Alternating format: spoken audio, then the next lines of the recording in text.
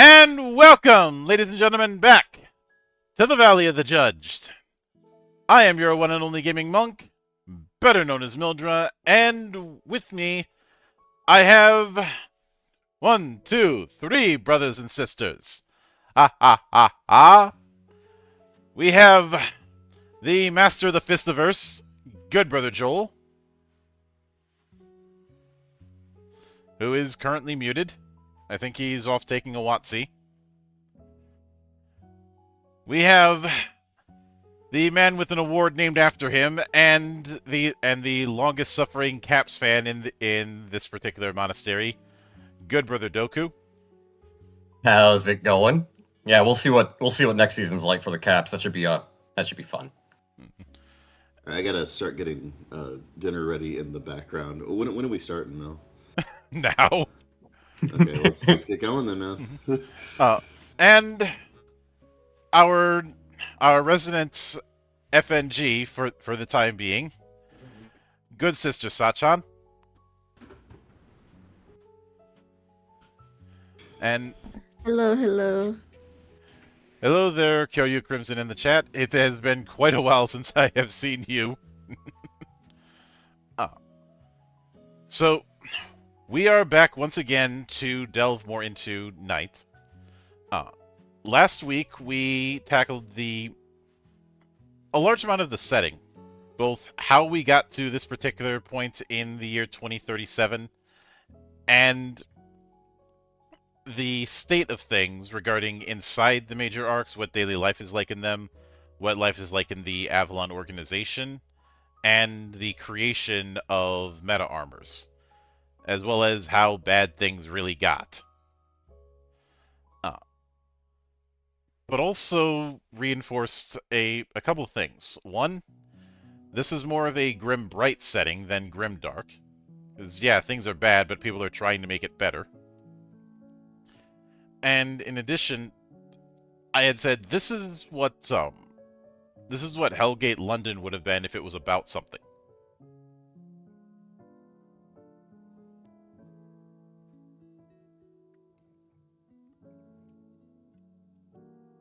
Now, granted, Hellgate London was dealing with London in the midst of a demonic invasion, and well, you're definitely dealing with monsters, but it's not just demons in this case. But we went through about 3 chapters, very breezy, going into this, and oddly enough, we're going to be going into game mechanics before we get into character creation. Now, I was tempted to do both at once, but if I did that, this episode would be too large. And I ended up doing a bunch of skimming last time around just because covering 3 chapters in one go is kind of pushing my luck. I think you did a pretty good job of it, though. Mm-hmm. And I don't think it's weird to do rules before character gen. I think that's totally reasonable. Yeah, I mean, I don't think it would be crazy if you released your book and did it that way. At least, it is a little totally normal thing. unusual. I'll Okay, say. but just because it's off the beaten path doesn't mean it's bad. Just throwing that out there, just in case any of us are game designers who did Yeah. that. Uh, but Knight's Anybody core could be game anybody. mechanic, getting into it, which it calls the combo system, is D6 based. Uh, a total of 20 dice is sufficient for a whole table. A handful more lets people have their own dice to throw. D6 is the only die you're going to be using. So, the Shadowrun veterans, you're going to be in familiar territory, but I don't think you're going to need um, a whole 10-inch cube of D6s here. I mean, some of you probably have it, but you're not going to need that many.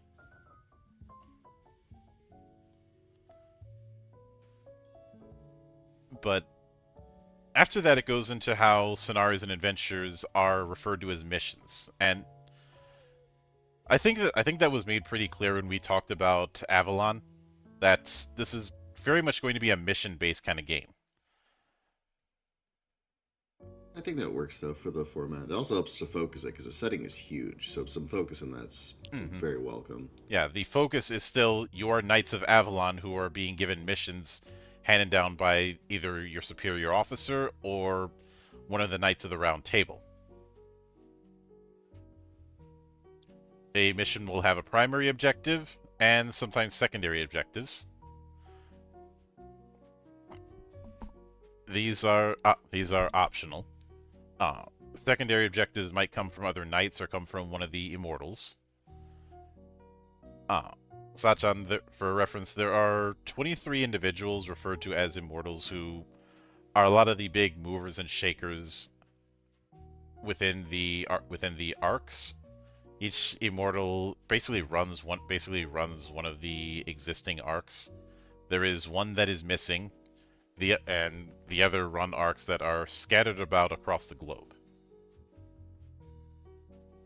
And as far as the size of an arc, I often will bring up Mega City 1.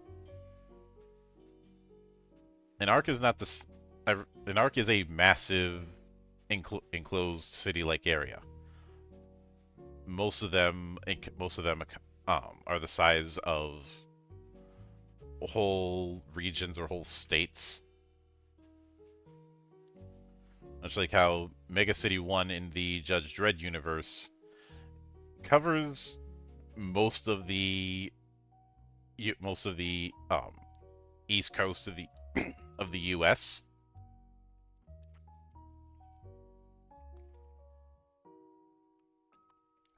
So you could do a lot of stuff in just one arc. You don't need detail on all of them. And this one is mainly concerned with the one in the London area for obvious reasons. For obvious reasons, yeah, like that totally makes sense.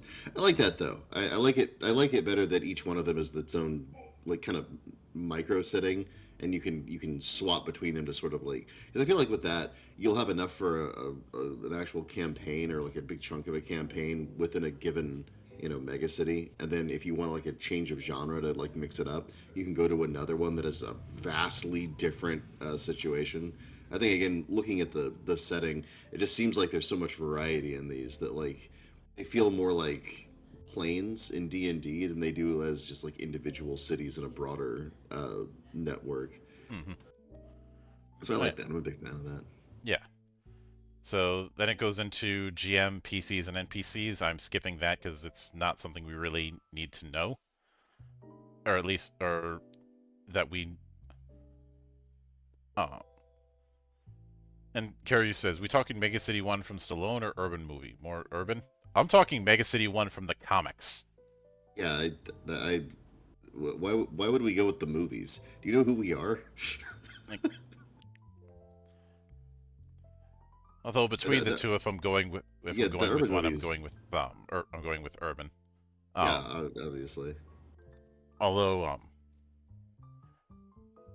It's funny that's mentioned because after a long time, I do know why the rule of Judge Dredd never shows his face was made. I mean, even just looking at those two movies, it's pretty clear why it was made. Like, oh, he's just some guy.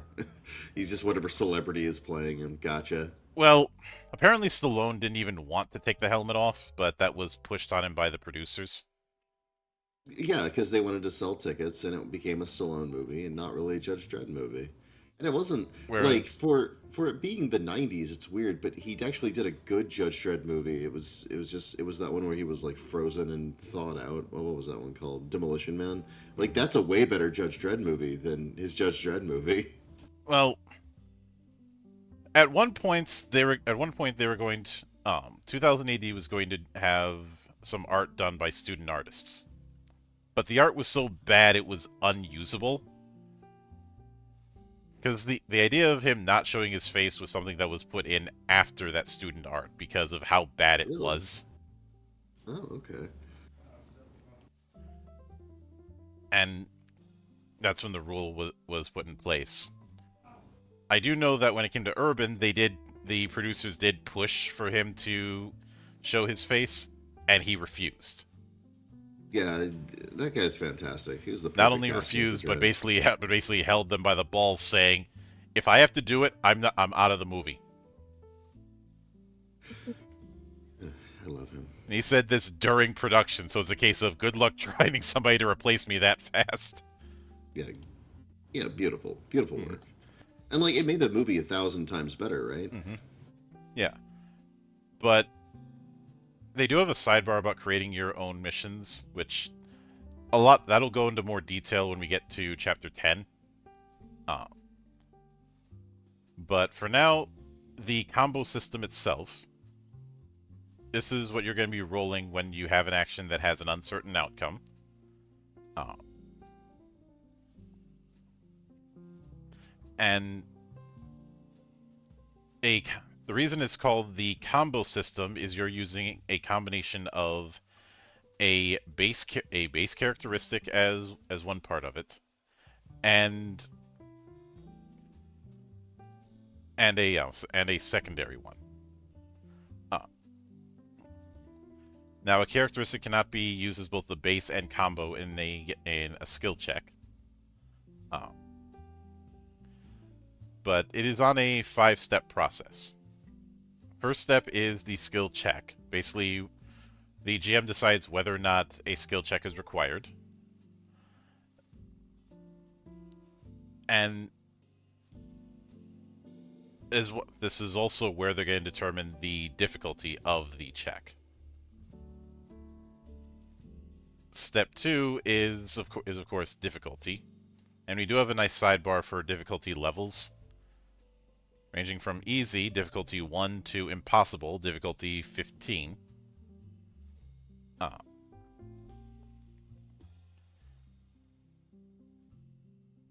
And there are some ways to mess around with difficulties, such as unexpected and fitting combo and description, lower it by 1 point. Interesting combo and description, also lower it by 1 point. Heroic or cool description can also lower it by 1 point. A possible but unlikely combo given the action attempted, raise it by 1 point. A lumbering description, raise it by 1 point. Description unrelated to the combo used, raise it by 2 points. If it's an illogical, impossible combo, automatic failure. So it is nice that there is that flexibility. But at the end of the day, this is a game of heroic horror. A alternate for step 2 is opposition. This is during conflicts. i.e., if you're targeting a NPC or another PC. In the case of an NPC, the GM selects an aspect as an opposition score to the test. Once they've chosen the NPC's aspect, the GM halves it and adds the PC's corresponding exceptional aspect score where applicable. This is to balance out the fact that NPCs don't have specific characteristics. So we're not dealing with one of those situations where the stats for PCs and NPCs is the exact same. That was a bad habit that was all over the place in the 2000s, and it's been gradually phased out. There's a few holdouts of it, but you don't see it as much as you used to.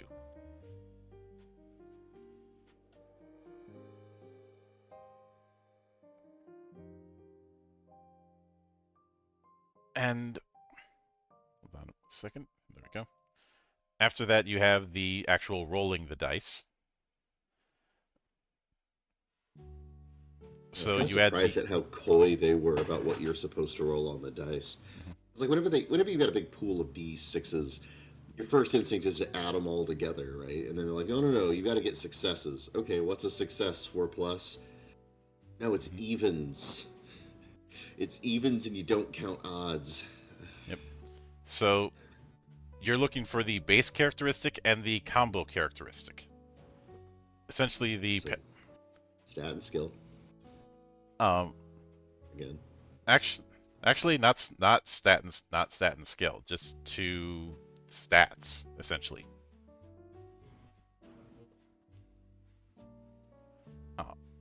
Is it? It Like, looks like stat and skill from my reading. there's no skill list on the character sheet. Well, right, but each one of the stats has skills. Like, each one has 3 skills. Oh yeah, I think we're. The only thing that you're rolling is characteristics. I think you're thinking about the aspects, which that's something we'll get to next week. You're only ever, much like how in basic role playing, where where the core stats are just used as the basis for the skills which you actually roll. Oh, okay, I'm misreading this. You're right. So there are aspects, and then there are characteristics under the aspects. So it's not stat and skill. It's just a bunch of stats. Yeah. Okay, got it. But you are taking the 2 that you're using, and you're rolling that number of d6s. Oh, they have a lifting chart. That's cool. And even numbered results are considered successes. Once you've rolled that, you see how many of the die you rolled counts for successes. If you exceed the difficulty set by the GM, the test is a success. If not, it fails. And they also say if any die that rolls odd is just to be ignored.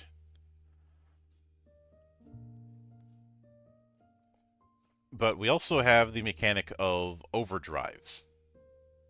Overdrives are armor upgrades that have a special feature. Each one adds up to 5 automatic successes to a dice roll that uses their characteristic, depending on their level. A level 1 overdrive provides 1 automatic success, whereas a level 4 overdrive provides 4. If a PC has a level 1 overdrive in strength, for example, they would add 1 automatic success to a roll with strength, with a strength base or combo characteristic. If both characteristics are used in a skill check have overdrive levels, they are added together.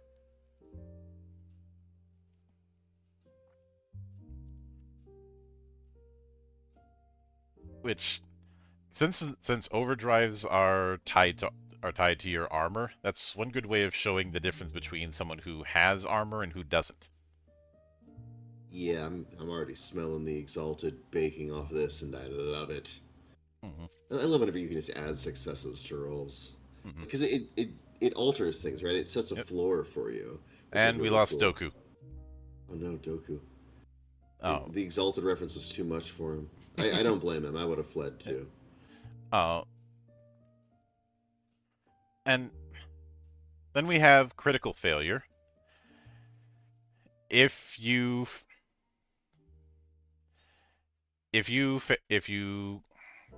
fail to get a single success on your dice roll, even if you have automatic successes via overdrives, the action fails automatically. That is interesting. So it means that overdrives don't mean that you can't fail. Even if you do have it, you need at least one success still.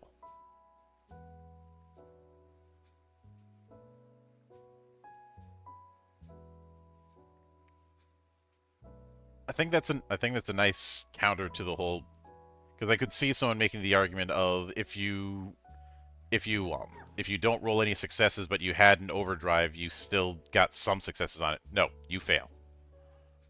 Well, it situates them differently within your mind, right? Mhm. It's not just I automatically do this well. It's should I succeed at this fundamental task, it will elevate me this much. And that feels a little better because it makes your actions be the primary aspect, right? Mhm. And then the armor is like an additive on top of that. That feels correct to me.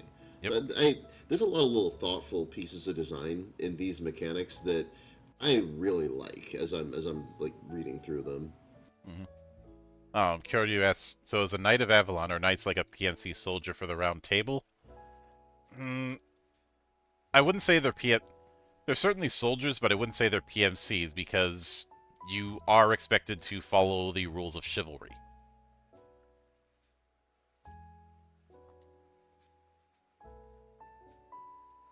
I mean, you might have modern equipment, but there is a oath that you have to be answerable to.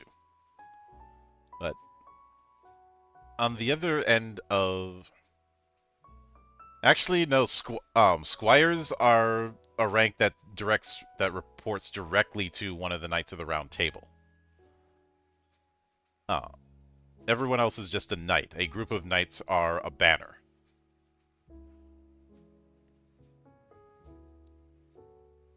But on the opposite end of critical failures are feats. A feat occurs when all dice rolled by a PC turn up even, making them all successes. A feat does not guarantee success, uh, and thus it's not a critical success. Rather, when all dice thrown for a test are successes, the PC may roll them again and add any further successes to the previous result. Note that overdrives are only added once. A feat can only occur once on a skill check, even if the second set are also successes. Furthermore, a feat can give a GM reason to add a small bonus to a PC's action, such as adding a Barrage 2 effect to an attack, simulating an enemy recoiling after a particularly furious assault, or adding 2 automatic successes to the PC's next action. Oh, it's so delicious, dude. So, That's such a rule for people who actually play games, right? That's one of those it emerged from playtesting kind of outlooks that I love so much in design. You know, it gives you the freedom to actually play in creative ways. It gives you reasons to mechanically design your character in an optimized way. It rewards you for all these things. Like, oh man, I'm directly into my veins, dude. yeah. The feat thing, the thing I take from it is it evens out the fact that it's not hard to get successes, since you have a 50-50 chance on each die to get it. Yeah, and you're probably gonna reroll a pretty good amount of dice Yeah. here. As opposed to a lot of D6 based games where if you're rolling successes, you're trying to get it's about getting over 4. Yeah, I've seen that a lot too. Mm-hmm. Where they'll not really. I don't know if they don't understand the math or if they prefer it to be like keyed downward, so you're more likely to fail. But yeah, this game has a pretty robust difficulty system, Mm-hmm. um, and I think the understanding is that you're supposed to rule, and so they're supposed to. You're going to be encountering those lower difficulties pretty frequently. Yep. Uh, we also have a rule for cooperation. So this is Nice. your aid action. When performing an action, once the base and combo characteristics have been chosen, but before dice are rolled, one or more PCs can lend aid. Any who do so are helper PCs. Each helper can add a number of dice to the skill check equal to one and only one characteristic that is not already part of the initial combo. They still need to describe how the characteristics they are adding aid the helped PC. Any successes rolled by helping PC are added to the skill check before deciding the outcome.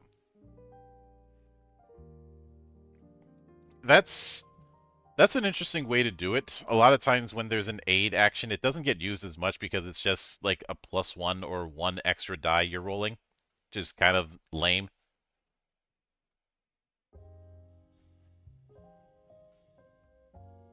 Here it's a full characteristic. So that's a good few dice that you'll be able to add in.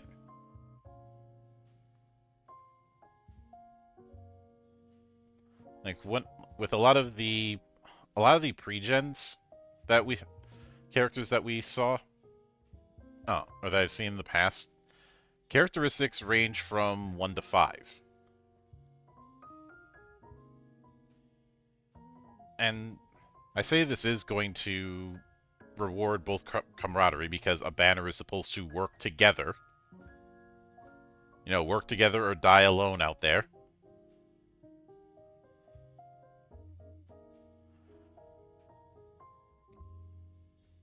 But in addition to that, there's the rule of overdrives or exceptional aspects for NPCs. Do not add automatic successes when helping. Helper PCs also cannot critically fail or roll feats when helping. And if the PC critical fails, if the one who's being helped critical fails, it's still a failure, regardless of how many the helper rolled. And if the main roll is considered, it rolls all successes, it's still a feat. So you can't really use the cooperation rule as a bailout, for lack of a better term.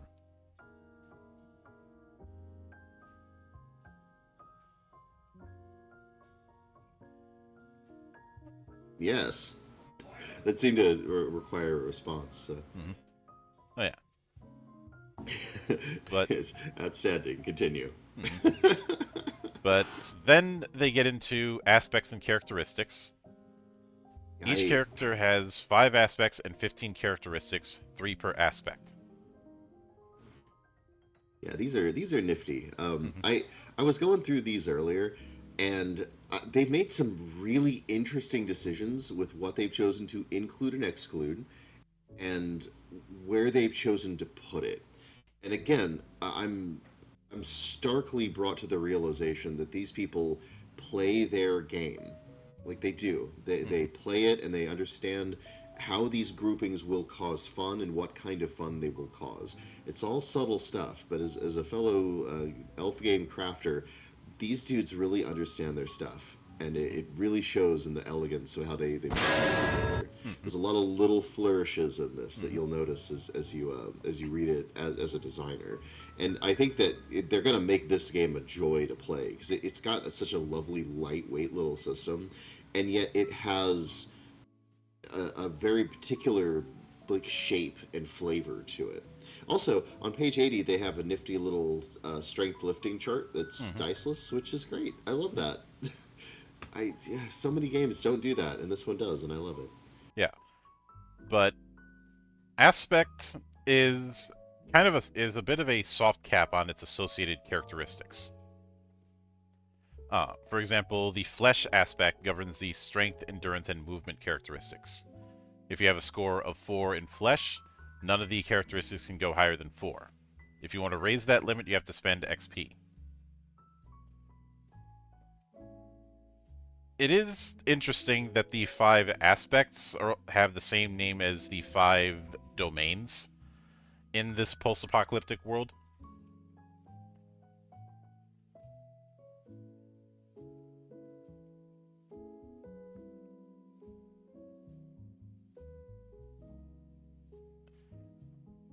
And yep.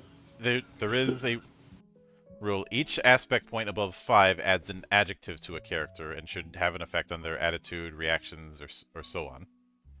Yeah, see, it's another of those little lovely flourishes where it's like, look, if you... And I like that the mechanics make it explicit what's happening in the game's like shared imagined world, right? Mhm. Like I love that it's like, look, if you have a 5, you're like a living legend with this thing. So it influences not only who and what you are, but how people see you. Great stuff. It's an eloquent little thing that immediately creates fun at the table, right? Mhm. It creates fun and it creates this lovely consistency, and it's just it is chef's Yep. kiss, man. Mwah. Yep. And as a hard cap, no aspect can go above 9. That is meant to be the absolute limits of humanity. Uh, but the flesh is physical strength. Uh, they say a 3 in flesh is average, fit but not athletic. A 6 would be a professional athlete. A 9 would be a colossus capable of lifting a small car, or getting stuck with knives, or taking small arms fire without flinching. Uh, the beast is the character's instincts. Uh, the senses from more primitive eras, the propensity for violence. Uh,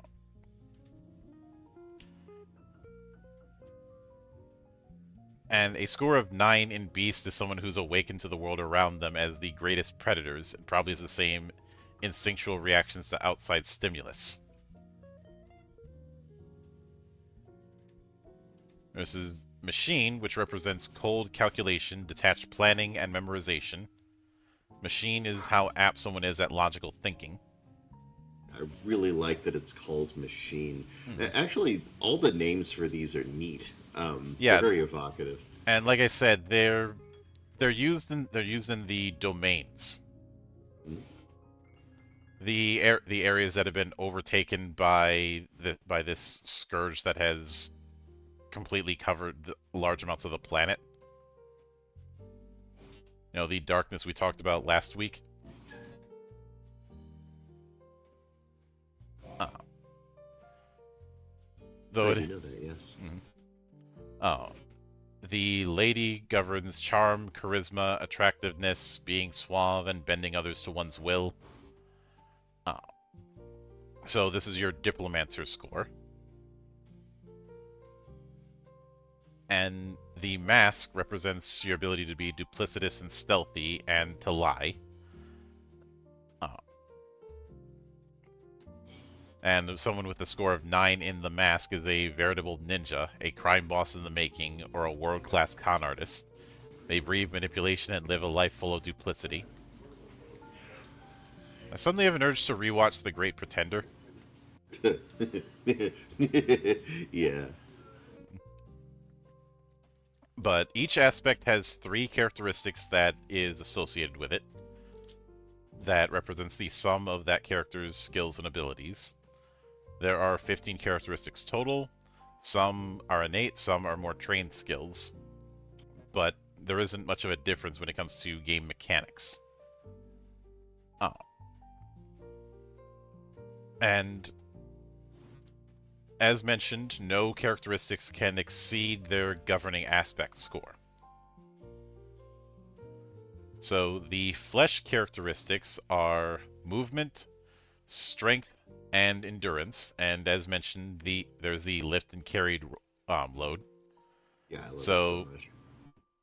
if three seems to be considered the average for both aspects and characteristics, uh, or at least slightly above the baseline for a decently trained individual.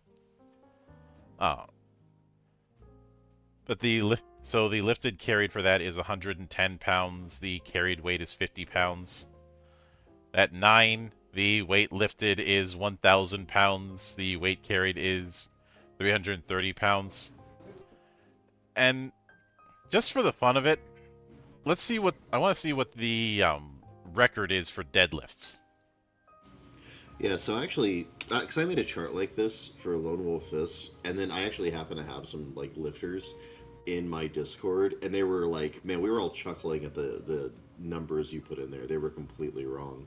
Um, so they really corrected my thinking on it, and I gotta say, it made a much better game as a result.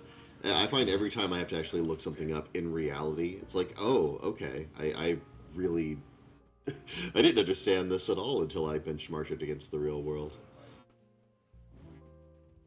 Yeah, So, so is weightlifted like deadlifting? Because I think anybody can lift 20 pounds, can't they? it could.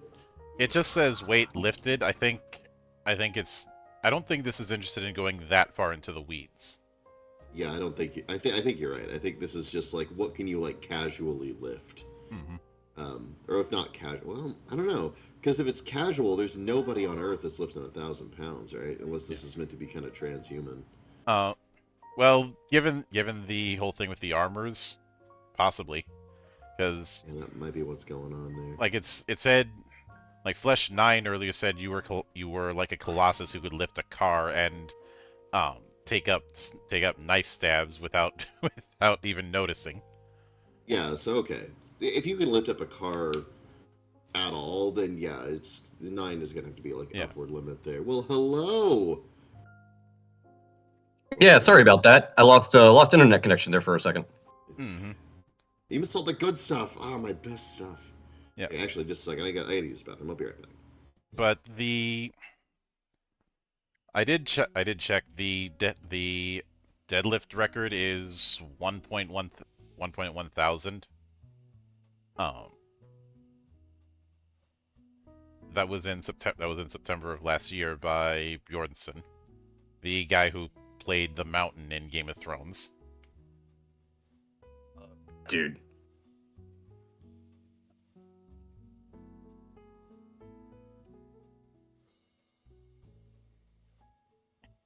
Who his record more or less speaks for itself in terms of how many how many championships he's won in strongman competitions. I But remember when right after that episode with Oberyn, people asked like, is he actually strong enough to crush a human skull with his bare hands? And the answer is yes. Yes, he is. like his the official record is 1,124.4 pounds, That's nuts. or 510 kilos.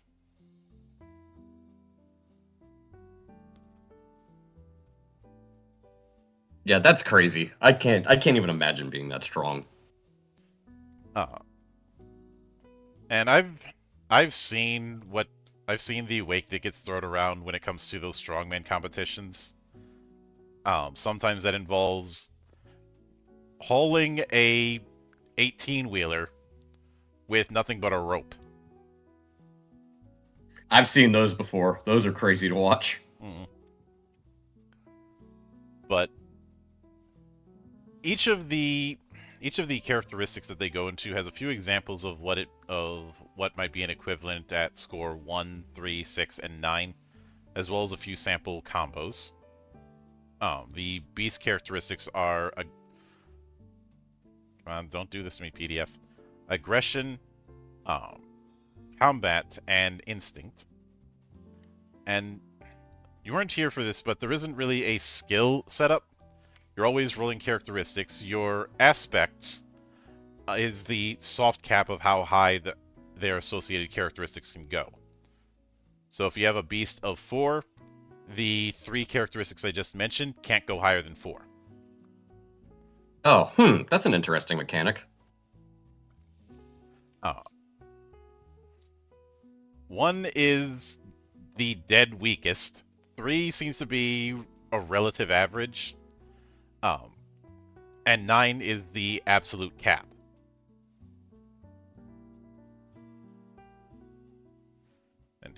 what'd I miss? I was just catching up Doku on the whole characteristic setup, as well as going into the beast characteristics.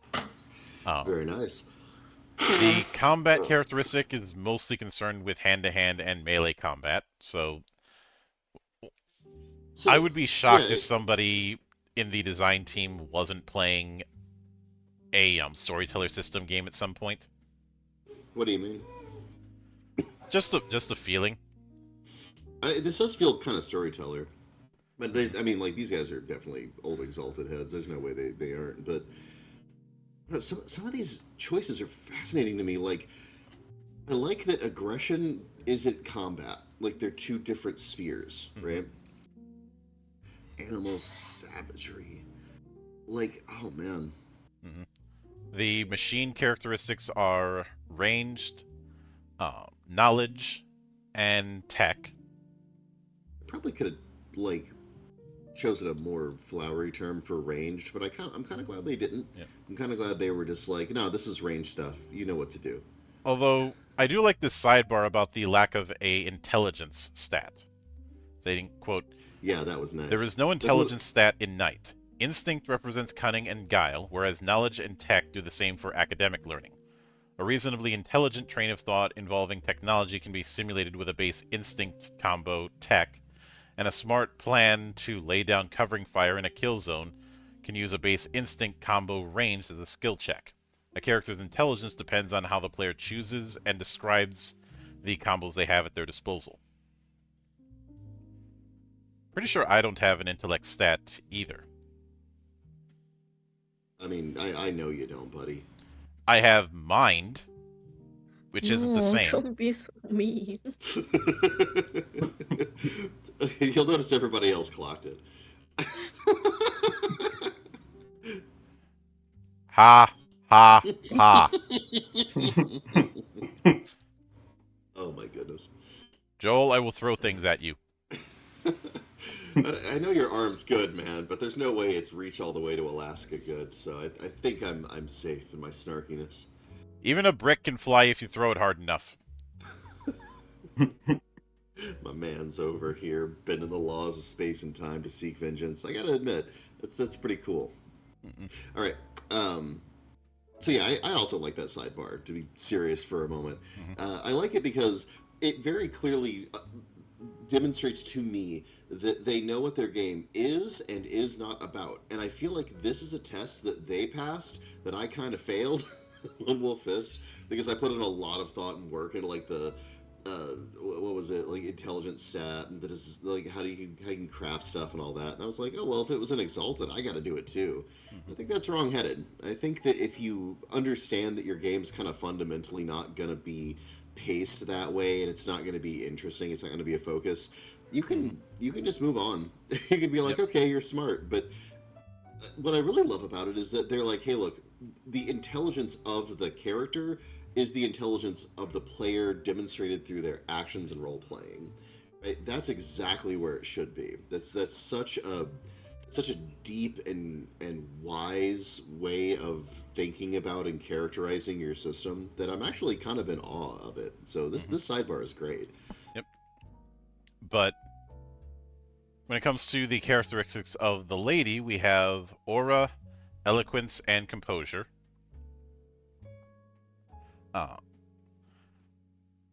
Aura is described as attractiveness, plain charisma, charm, and attitude. It is not just physical. It is a combination of grace, poise, choice of clothes and accessories, and human chemistry. There has been this unfortunate correlation that people have made between charisma and physical appearance, and this was something that's been called out for years. Even though, like an early version of the DM's guide for D&D brought up that they're not the same thing, people still fall for that trap even now.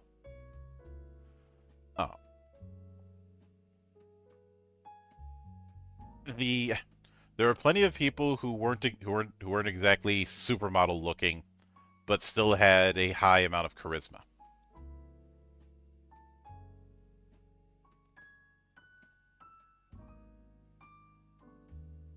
And I remember when I remember that old DM's guide that brought up Napoleon as an example of this kind of thing.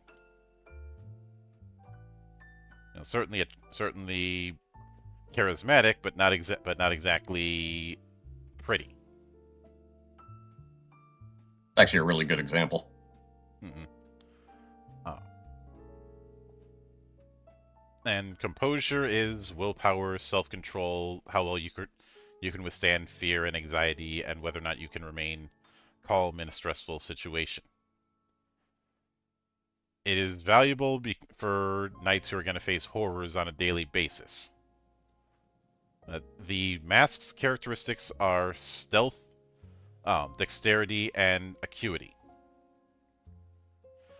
Acuity is described as how sharp a character's senses are, how they use them, and how perceptive of their surroundings they are. It is also how empathetic a person is, their capacity for analysis, and their understanding of the human mind.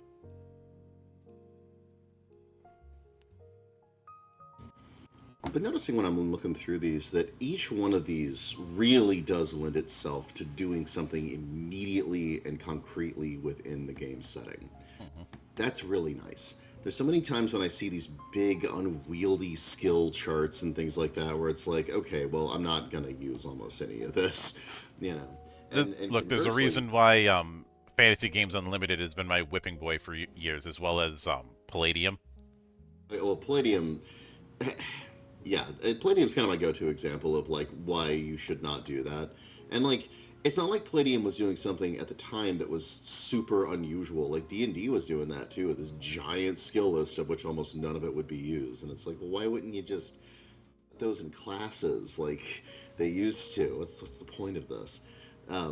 So yeah, that the giant skill chart thing always bothers me. But conversely, having like three stats where it's like mind, body, and spirit, I have the exact same problem in reverse, where it's like, okay, I need more than this.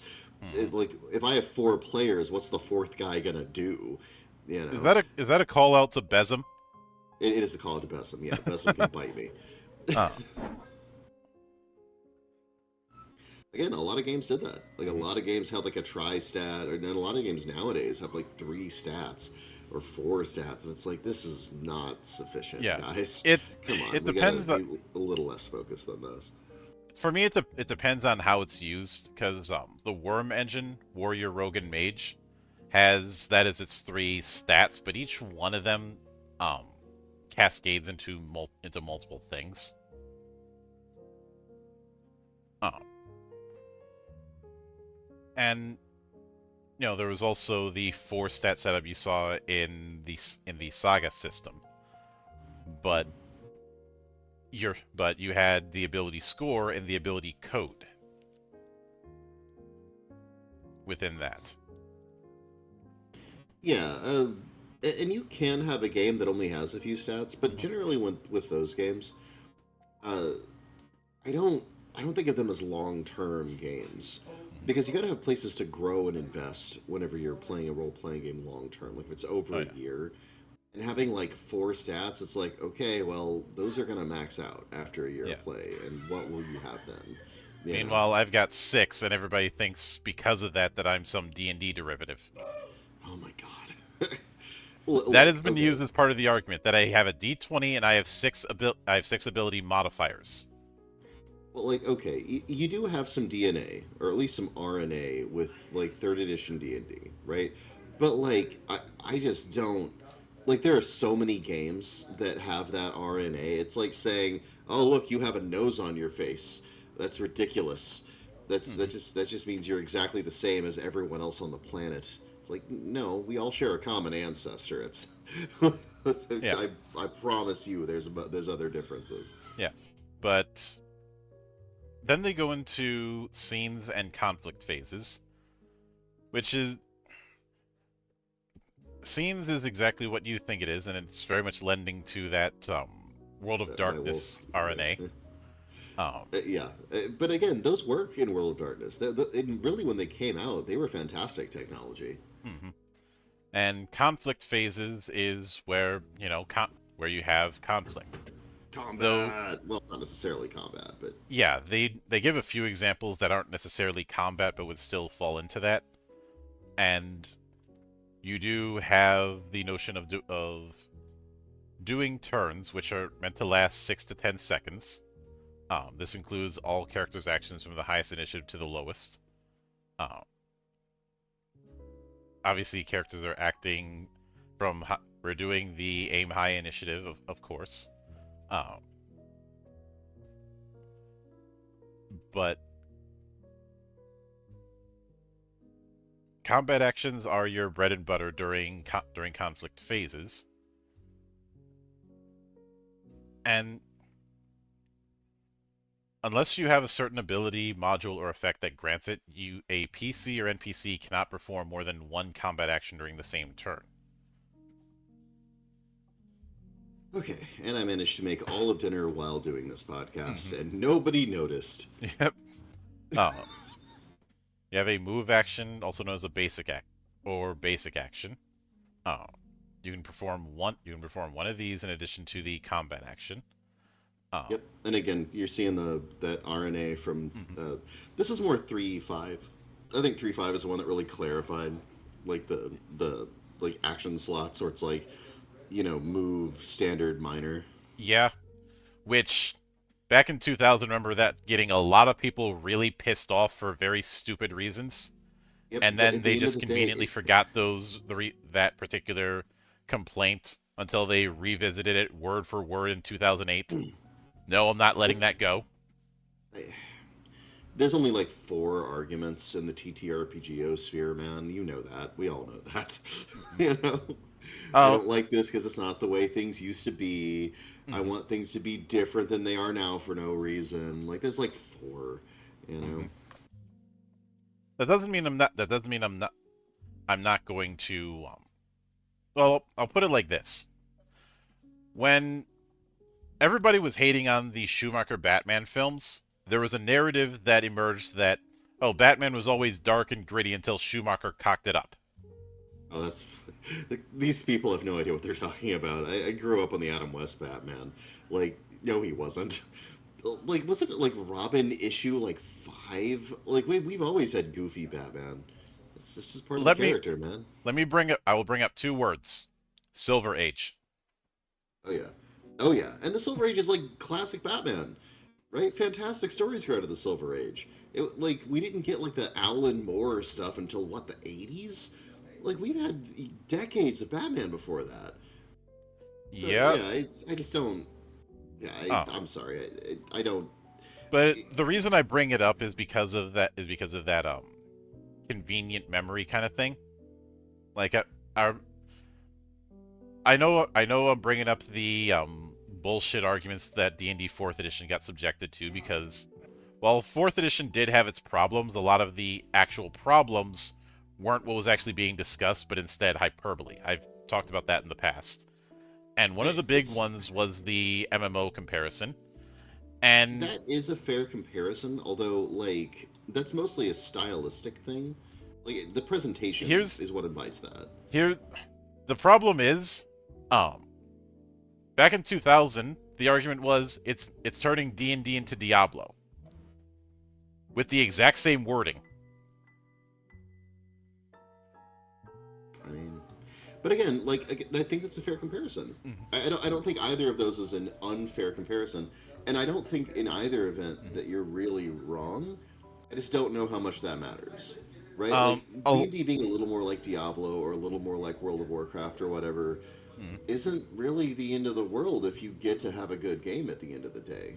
My biggest complaint with 4th edition was that they should have made it literally anything but D&D because it's such a Um, good system and it's so radical of a departure from what D&D has ever been. well, I'll get into it another day, but We'll have to do the D&D 4th edition discussion some other time. I've covered it plenty of times, but a lot of the reason I got on that whole MMO argument was that it was made by people who clearly did not fully understand how MMOs actually work. Uh, it Yeah. was I liken it to when to when Roger Ebert would use video game as a cudgel for movies he didn't like. I mean, again, in some cases, that's complete. Like Sucker Punch is a good comparison, where it's like this feels very video gamey, Yeah. right? And that's a reasonable Hmm. comparison because there's no real stakes in Sucker Punch during the quote unquote action scenes, right? So like I don't want to say that that's a completely invalid criticism. It is possibly a bit lazy. Like I don't want to make a punching bag It, out of video games because they're like their own art form that deserve their own, yeah. judgment on their own It what values. But like, what it came off to me is because is people pulling the whole. It is this thing I don't understand. Therefore, it is bad. Like the video yeah, game that's thing what. was used as a way to delegitimize, which was the problem that I had. Right, and just because like there's plenty of video games that are perfectly legitimate. Like I would say the majority of them have something to say, Yeah. you know. So just being like, "Oh, video games are bad," right? Fellow video game haters, it's like, okay, yeah, great criticism there, Hmm. dipshit. Yeah. But, anyways, getting back to Knight. Um, every p they go into, obviously since we're dealing with combat, they go into the initiative score. Uh, at the start of combat, PCs and NPCs roll for initiative. This is 3d6 plus your initiative score. Uh, once that's determined, then action order is determined after that. Uh, obviously, you only take actions during your turn unless you've got something that lets you not. Uh, you can delay. Uh, there is a rule that says only boss rank NPCs can delay their initiative, and as a general rule, enemy bands are exempt from the initiative rule.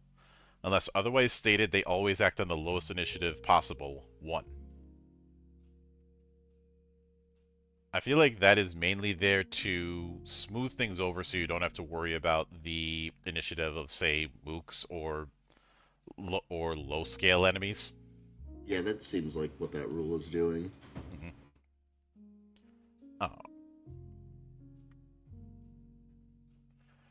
but there is a rule for ambush, and I should note, as you might expect, uh, wearing armor can reduce initiative, or at least wearing heavy armor.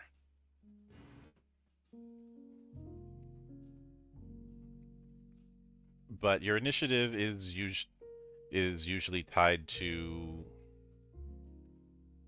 I believe it is tied to one of your characteristics. Uh, also, I'm getting ahead of myself, but something else I noticed when looking at the character sheet. Remember the whole thing with overdrives? Yeah. Um, they give more than just automatic successes. Okay. Don't leave us in suspense, my dude. There are 5 tiers of effects. Some of Now at level 1 for some of them, and sometimes at level 2, it doesn't add anything but that automatic success. But at higher levels, they grant either an additional effect or a stacking effect. For example, movement. At level 1, you get 1 free short range move. At level 2, you ignore small hurdles. At level 3, you get 1 free medium range move. At level 4, you ignore large hurdles. And at level 5, you ignore fall damage that's less than 150 feet. Oh, nifty. Uh, for strength, at level 1, you add +3 to damage, and you can lift an extra 1,000 pounds. What? That feels like a lot. That feels like a lot of extra pounds. Yep. Oh my god. At level 2, you Feel can like- lift. Good. The progression is like, oh, you Lord. can jump over this now, and then suddenly 1,000 pounds. Yep. At level 2, that 1,000 becomes 2 tons. At level 3, 10 tons. At level 4, 30 tons. At level 5, 90 tons. What? Well, okay, I know what I'm taking. Jeez. And and that plus 3 damage goes up by 3 for every level.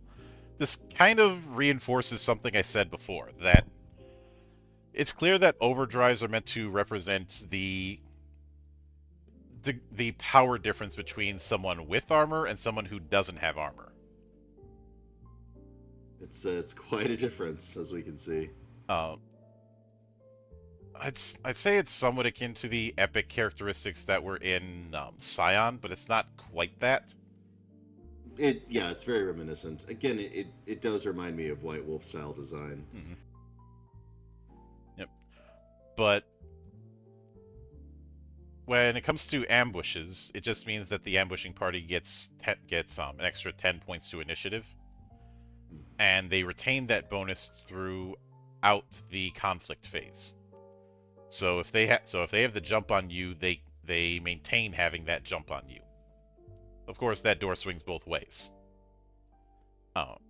And when the trap is sprung, all PCs or NPCs in the ambushing party get 1 free attack or move action at the beginning of the fight, in whichever order they choose. Then they follow the usual initiative.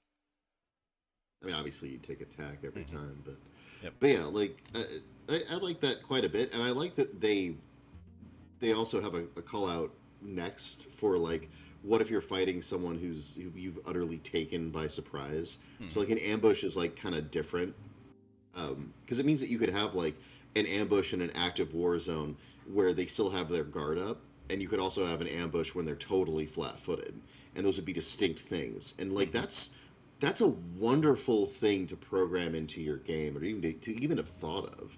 There's a lot of little things like that. That's just it makes the texture of the rules so good. I want to put up an image of an ice-covered forest and say, select all the squares that have finished snipers in them. Too late. You're already dead. Then all of a sudden you hear, "Welcome to the ice fields, motherfucker." But so with surprise attacks, obviously the target can't see you coming. But the character being attacked must succeed at a instinct acuity check, or a mask or machine aspect skill check for NPCs against the stealth value of an attacking PC, or half the mask value of an attacking NPC. If it succeeds, the character under attack locates their adversary and can no longer be the target of surprise attacks, as long as they keep an eye out for them. An attacker in melee range without some form of invisibility is immediately noticed, as is a ranged attacker without some form of silencer on their weapon. It should be suppressor, not silencer, but that's a gun pendant thing. I'll let it slide. There is no such thing as silencers. Anyway, if it's a melee attack and it is successful, you get a +2 bonus to defense due to concealment. At range, a 3 dice penalty is applied, and the target gets +2 to reaction. And this is if it can be made against an invisible creature or PC. So you can be targeted when you're being stealthy, it's just harder. This does not apply to creatures or characters using a stealth system, such as the Rogue Meta Armor ability, who have been detected, in which case no penalty applies. And yeah, I'll get the lead out in front. Each of the Meta Armors are named after fantasy character classes. Well, each of the ones that you can use, because you're not using Excalibur.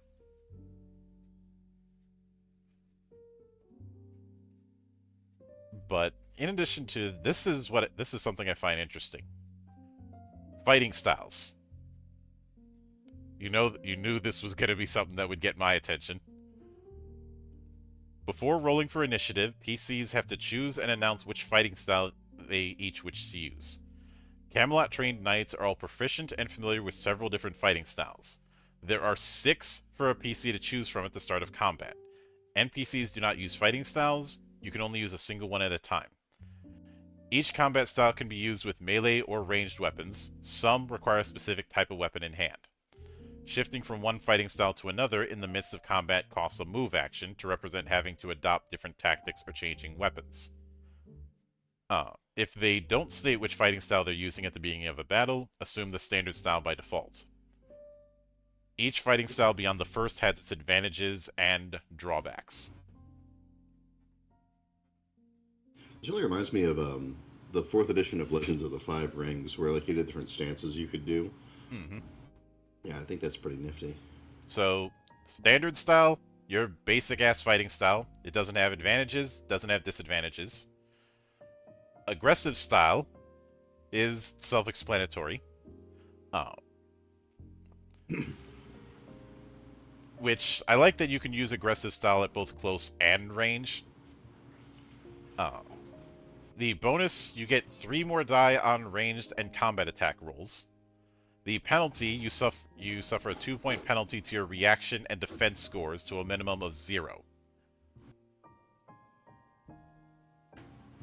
So, best hope you've got a lot of health, because you're going to be taking hits. And again, they describe aggressive as risking your personal safety for an increased chance to hit. Berserker. Yep. Defensive style, you get +2 to your defense score. You suffer a 3 die penalty to your ranged and combat attack rolls, so the opposite of aggressive. Pretty simple. Pretty simple. I wonder how significant these stances are going to be in the grand scheme of conflicts. Like, are they going to be big enough that like you kind of always have to have them as a tactical consideration, or do you suppose they're going to vanish under the weight of all of your modifiers eventually? That's something I think we'll have a better grasp of in about a week when we cover character creation. But Yeah, I think so. the next one is taking cover. If available cover can be used to block lines of fire, you get +2 to your reaction. On the other hand, you suffer a 3 die penalty to ranged and combat attack rolls. Because blind fire is still blind. And we have ambidextrous style, which is wielding 2 melee weapons, 2 ranged weapons, or 1 of each at the same time. You could have a repulsion gauntlet on one hand and a service pistol in the other. Weapons wielded this way must be one-handed weapons, so any weapon that has the 2 hands effect you can't use. You can attack twice, first with your main hand. Choice of main hand is to be determined with the GM. Then your other hand. Both attacks count as a single combat action, but each attack requires an attack roll, and they can target different enemies. On the other hand, you do suffer a 3 die penalty to your ranged and combat attack rolls.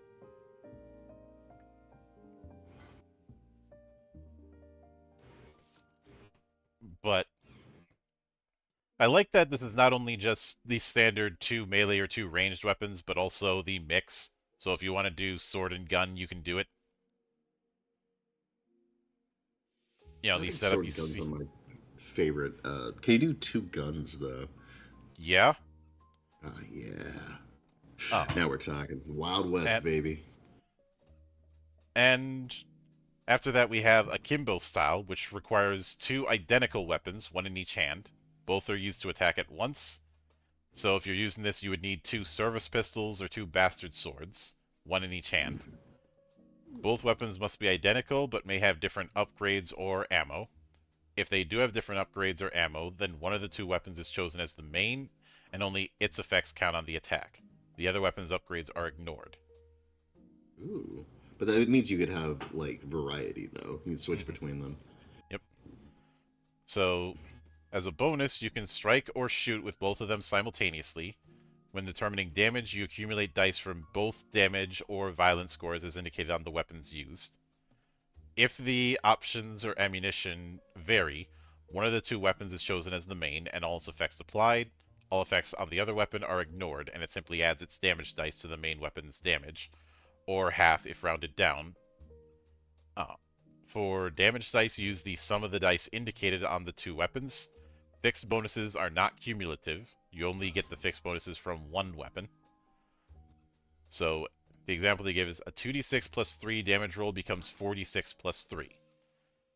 You're only adding the damage dice. And for violence dice, you use all those indicated on one of the weapons and half from the other. Fixed bonuses are not cumulative. And this only affects the number of dice rolled on an attack. Any characteristic bonuses, fixed bonuses, and overdrive bonuses are only added once. Any additional dice from modules or special meta armor modes are added after weapon damage or violence dice has been tallied. Any special weapon effects only apply once. An akimbo attack is a single attack with 2 weapons, not 2 separate attacks rolled into one. You only roll 1 attack check to determine whether you hit. Only weapons held by the character gain these bonus. So no rocket pods or independent turrets can get this. And much like with ambidextrous, you do suffer a 3-die penalty. So, you know how you asked about whether or not these fighting styles would go by the wayside with your upgrades? I feel like we've answered that question. It would be very easy for someone to say that ambidextrous and akimbo render one or the other redundant, but it really doesn't here. With ambidextrous, you attack twice. With akimbo, you do 1 big attack.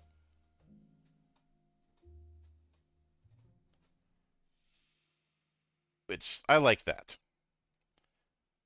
Yeah, I like that too. Again, there's just a lot of texture to this game. It seems like it came out of playtesting. Yep. But whenever you play your own game, it's only going to improve it. An accurate style. If you have a weapon with the two-handed effect, you sacrifice its mobility for a more precise strike. You can add a 3rd attribute to your combo to hit the target, choosing from dexterity, knowledge, instinct, or composure. This choice is made for each attack. You're not locked in. Automatic successes normally granted by the OD of this 3rd attribute are ignored. You're not getting overdrives from a 3rd source. And given what I mentioned earlier about overdrives, I think that's for the best. Yeah. On the other hand, in order to perform an accurate style attack, you have to use 1 combat action and 1 move action. You make a single attack at the cost of these 2 actions. You can choose, while still an accurate style, to perform standard attacks at the cost of 1 combat action, but without any bonuses, and move using move actions. If the weapon uses a 2-handed weapon that also has the heavy effect, it is only possible to make an attack with the precise style by using 1 combat action and 2 move actions. This is only possible if other effects, abilities, or modules grant you at least 1 additional action of the appropriate type. Okay. Again, this all feels very it emerged from playtesting, which means it's a rule that'll work at your table. Like, I always, after a while, you can kind of spot the rules that are brittle, the ones that were like, oh, the designer had this in their head, but they never really worked with it in a consequential environment. The ones that are just going to fall apart when you try to use them at the table. There's a lot of rules in Exalted 2nd Edition that are like that.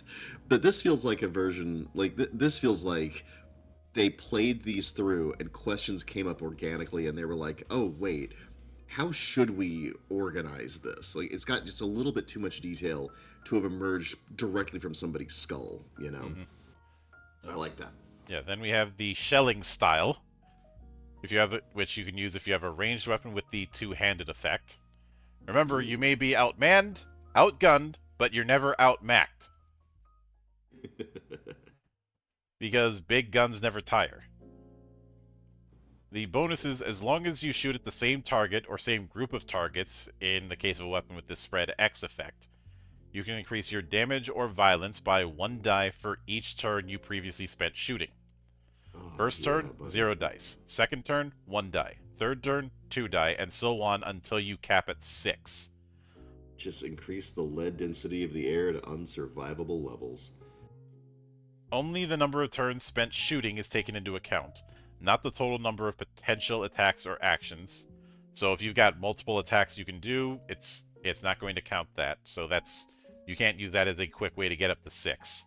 Yeah, it's got to be sequential turns. But I love that. I love that like heavy arms, withering hail of fire energy that brings. That's great. Yep.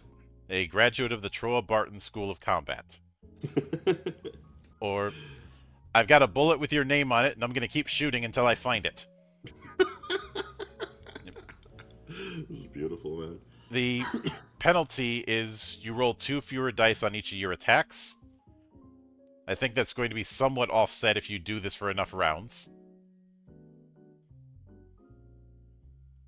But we already had an accurate style with two-handed weapons. Now we have the puissant style, which requires a melee weapon with the heavy effect. When you make your attack, you can choose to sacrifice 1 die from your attack roll to receive an additional damage or violence die in return. You can sacrifice up to 6 die per attack to add up to 6 die of damage or violence. You decide the number of die sacrificed on each attack, minimum 0, maximum 6, and can vary it for different opponents without changing style. On the other hand, you get a penalty of 2 to your reaction and defense. So you have a baked-in version of power attack. I like that I'm not the only one who decided to have power attacks something that you don't have to spec into, you just have it.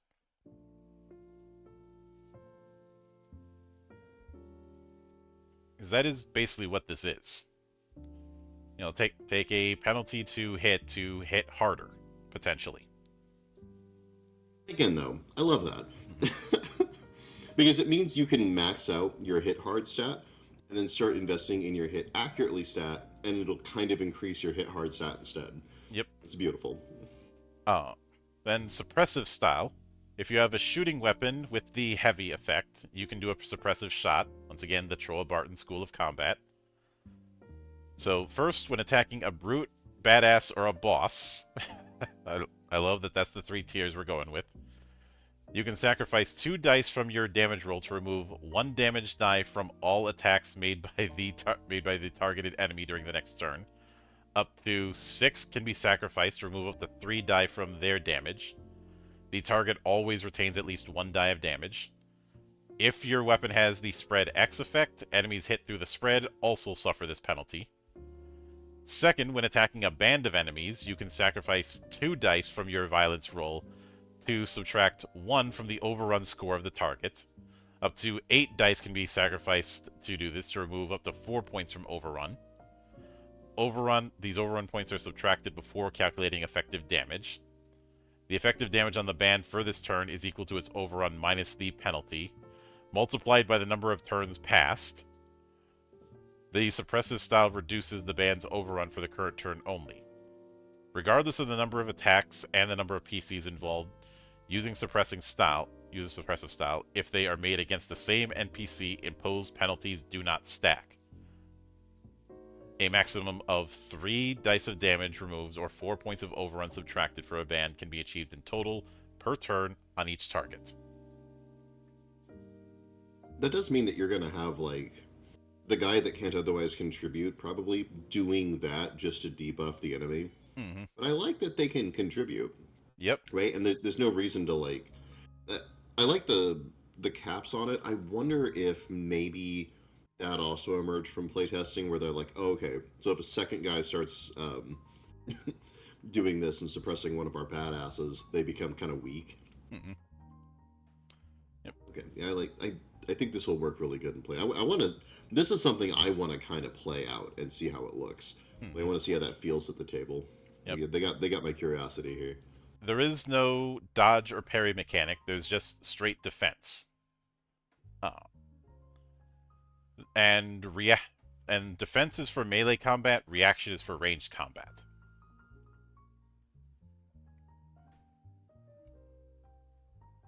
So the reactions, so the defense or reaction score, that is how many successes they have to roll in order to hit you.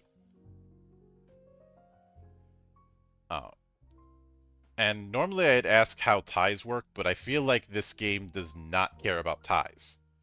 You either beat it or you get beat.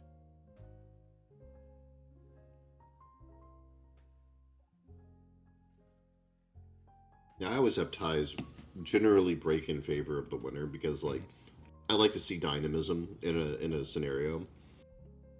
Yeah, it Like the seems worst like thing in may not this a happen. tie is the same as a fail. Is the same as a fail. Yeah, fair enough. You can have a break for your defender. That's fine. Um, Yep. es- Especially in a game like this, where I think it's understood that sometimes you will encounter, enemies that you really don't have a prayer against. And Mhm. like I think in those scenarios, like being able to fail even on ties, I think that works really well. Yep. Because it means that whenever you reach that higher level or get that more capable, more effective strategy or whatever, the Mhm. payoff is much more intense, and I'm a big fan of that. Yep. Oh, now obviously, when it comes to the damage, we are using an HP setup. Oh, I know some might say that this kind of thing, given how we've been leaning into World of Darkness, it might be tempting to go with a wounds with escalating penalties, but this I feel like that would contradict with the over-the-top heroic horror theme that the game's going for. So HP is fine. Yeah, people malign HP, but frankly, it creates drama, Hmm. knowing how much you're losing, what the rate is, how much you have left. That's enough drama. You don't have to add more systems on top of that for that to be fun and add real tension at the table. Plus, So I'm fine with HP. if you're gonna be in a situation where where you are significantly outnumbered, something like a wound system, unless you vastly slim it down, could actually create more problems than it solves. Same with like localized damage. Uh, this is the reason why, say, BattleTech uses localized damage, but Alpha Strike doesn't. Because BattleTech assumes that you're going Lance versus Lance, which is usually 4 or 5 mechs. Yeah, since just that like cap, they can afford more detail in something like a wound system. Hmm. But for a game like this, where you don't know how many enemies you're going to be dealing with, I don't really think you need anything more complicated than hit Yeah. points. Oh. Now, if you reach 0, you're on death's door. You have to roll for an injury on the random injury table. I Oh. love those. Very OSR. If you are if you are attacked again when you're at death's door, you have to roll an additional injury. If you get attacked a third time, you are killed. And speaking on that kind of thing, I will state that one thing I don't miss from old RPGs is save or die. I like save or die, but I understand that's not for every game. Uh, I think some people over romanticize it, and I've been in some situations where that guy has abused it. Sure. Uh, Especially whenever the power gets in the hands of the players and they have save or die. her, Like, I don't feel like you should be able to defeat like a dragon in binary, but a lot of times, like you just cast yeah, Disintegrate or I, something, and then they're gone, and then that's just not very satisfying to play. yeah. The analogy I've used is imagine if the go to jail card in Monopoly had a 50% chance of drawing.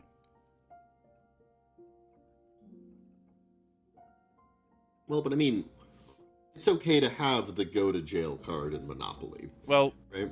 let me rephrase it. If it was both that and you have to start basically from scratch with it.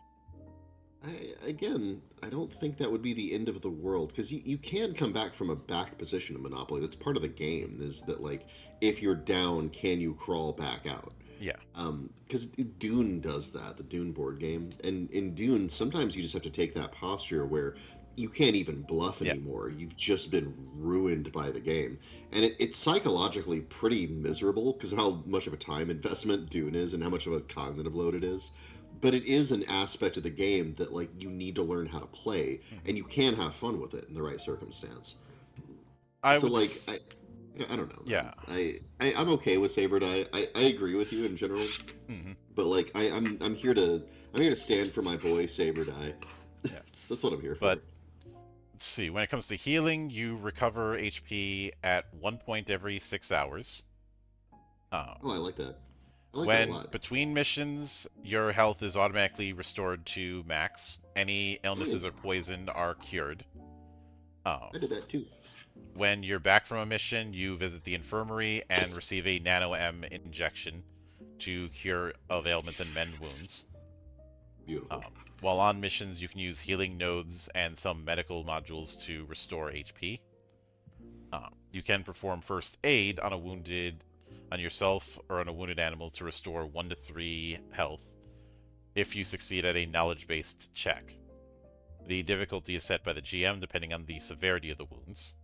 You can only benefit from it once per day. Illnesses and poisons cannot be cured without the appropriate resources. And injuries rolled on the random injury table cannot be healed without body reconstruction therapy or cybernetic implants. Their effects last until the PC pays for the appropriate healing. It's interesting. I like that. Mm-hmm. Very, again, it's a very lightweight take on it. Yeah. It's like you're comparing that with like Cyberpunk in your head, right? Where it's like, this will cost you your soul. It's like, oh Jesus. Yeah, I'm glad we're not doing that. Though there are still some costs for cybernetic implants. Yes.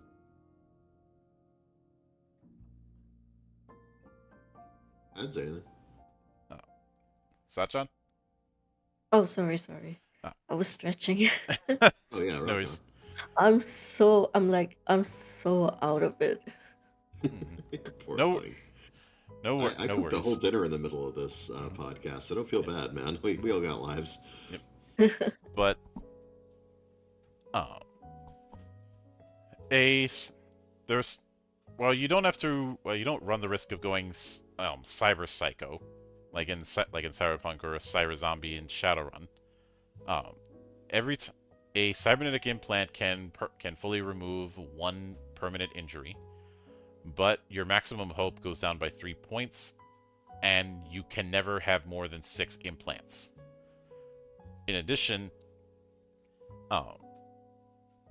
implants only take a few hours to install, but adapting to the implant and recovering from the operation can take 2 to 6 days. All implants have a glory point cost of 20. On the other hand, body reconstruction therapy is less invasive forms of healing. If you remember the back to tank in Star Wars, it's basically that. Or in Dragon Ball Z, depending on where you've encountered your own particular Bacta tanks. Mm-hmm. But a PC undergoing reconstruction therapy wipes out all permanent damage they may have suffered. On the other hand, body reconstruction therapy is more expensive. It is a fast process. It only takes 3 hours, but it costs 100 glory points. It also removes any and all marks on the patient's body. Scars, tattoos, piercings, and the like all disappear whether you want to or not. Interesting. Oh. Kind of hitting the reset button on you. Mm-hmm. And we do have the random injury table, which is a 2d6 roll. 1d6 to determine the column, and then a second one to the row. And if you roll double 1s, you're dead. If you roll double 6s, you're not injured. Man, the craps players in the audience are definitely wanting to use this one. Although, when I see things like light wound, I feel like there was a missed opportunity to call it a flesh wound. Yeah, why wouldn't they call it a flesh wound? Maybe it's because they already have flesh as a stat and they don't want to muddy the waters. Yep. But when it comes to damage, after 30 feet, any 10-foot segment after that, you take 1d6 in damage per 10 feet. Fire does fire damage. If you're set on fire or caught in a blaze, you suffer 1d6 damage every 6 to 10 seconds. There's a similar kind of 1d6 for these damage over time kind of effects. We have a very amusing little table for improvised weapons, what their damage is and what their violence is, as well as how many times you can use them. As you know, you beat something with a folding chair. Eventually, the folding chair is gonna bend. I mean, yeah.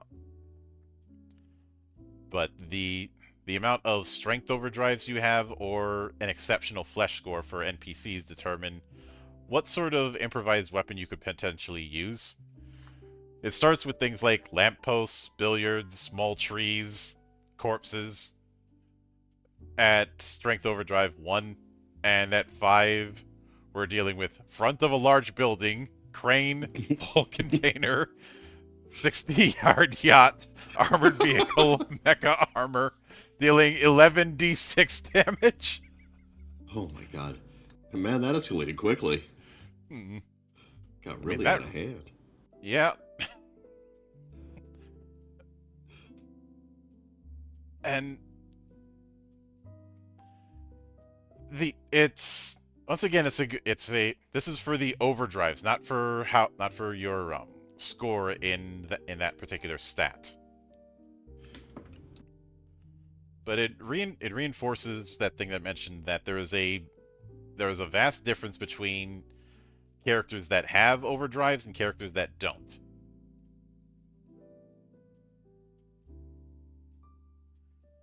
And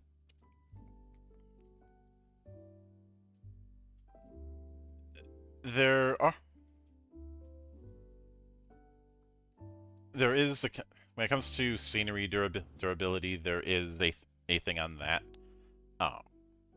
Basically tier of effects. That's one of those things you have to handle very carefully in a game, right?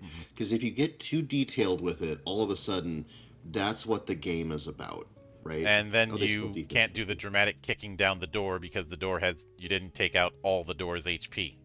Yeah, there's a lot of knock-on effects to over-detailing this. So, like, in a cinematic game like this, it seems like they've got the right idea. Oh yeah. Go through this And real quick. they also bring up contact points, which is very much a resource to get favors done. you know a guy. Yeah, I always like stuff like that in games. Although it's one of those things where it kind of implies a way of preparing your game as a GM that's very rarely made explicit within the text of the game itself. Like, I very frequently will go back to like the Alexandrian's thinkings on how to prepare for a game. He's got a very thorough way of doing it. Like, what are they going to need and when, and how is that going to be presented in the game? And like, he has a really like.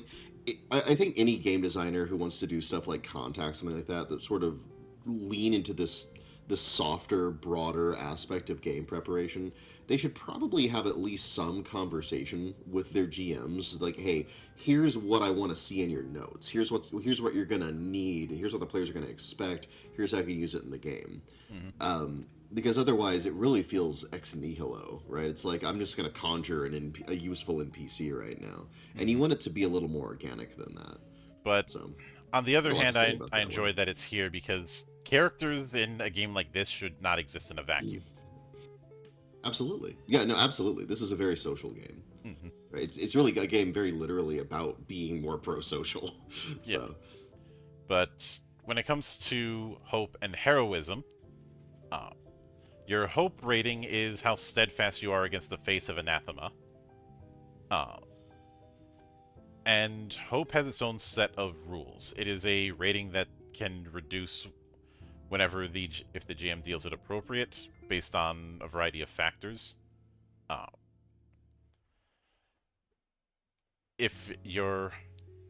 hang on, my PDF reader likes to do this sometimes, where it overcommits. But yeah, I've done that. Mine does that sometimes. If your hope goes below 10, hopelessness starts to take hold of you, and you're less capable of heroic acts. For each point below 10, you roll 1 less d6 on all your skill checks, regardless of combination. If this brings the roll to 0 or fewer die, you automatically fail, even if you have overdrives. If you reach 0 hope, you become one of the hopeless and are now a Knight of Darkness. You're allowed one last composure aggression check at a difficulty of 6. Or you can spend 1 heroism point. If you I hope you succeed got at some this, heroism you stay back. at 1 hope. If you fail, then you become a Knight. If you do become a Knight of Darkness, you can be brought back to your senses by your comrades. See, pro-social again. If this, in doing so, you'd have to make several difficulty 6 composer aggression checks to recover. If the allies cannot restore your hope, then the GM takes over, and your PC is now an NPC.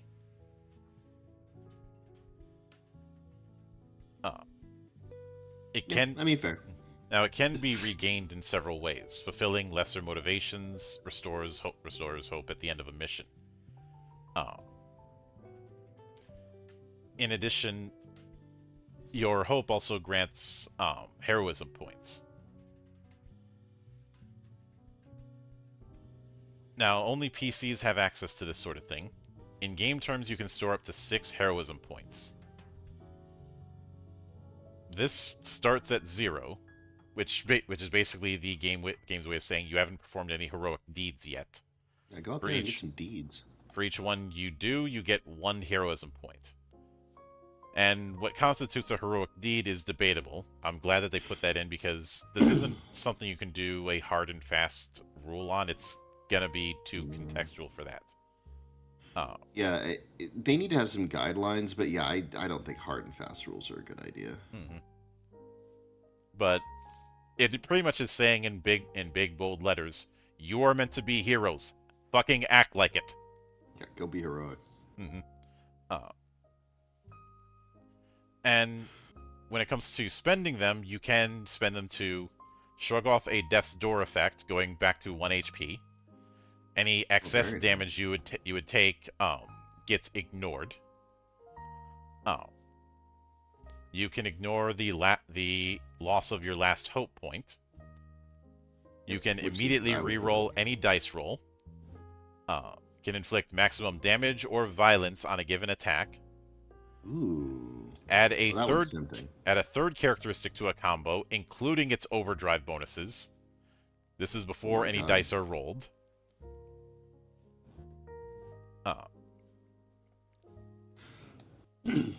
And yeah, these are kind of awesome. Why would you ever use the reroll when you could do stuff like that or save yourself from death's door? If you wanted to save yourself from a bad roll. Yeah, but man, I feel like I'd rather just like carry it on to the point where like I was actually totally screwed or utterly winning, and then I would spend it. I feel like it's one of those things where it's like it's pretty clear where the economy is going to largely sit for this expenditure of these hero points. Yep. If you spend 3 heroism points, you can draw one of the fate cards, which, if you don't have the official fate cards, you can use the Major Arcana. And the card that you draw always gives some reward to the PC or the PC's banner. Ooh. And the effects of them are tied to all the 22 Major Arcana.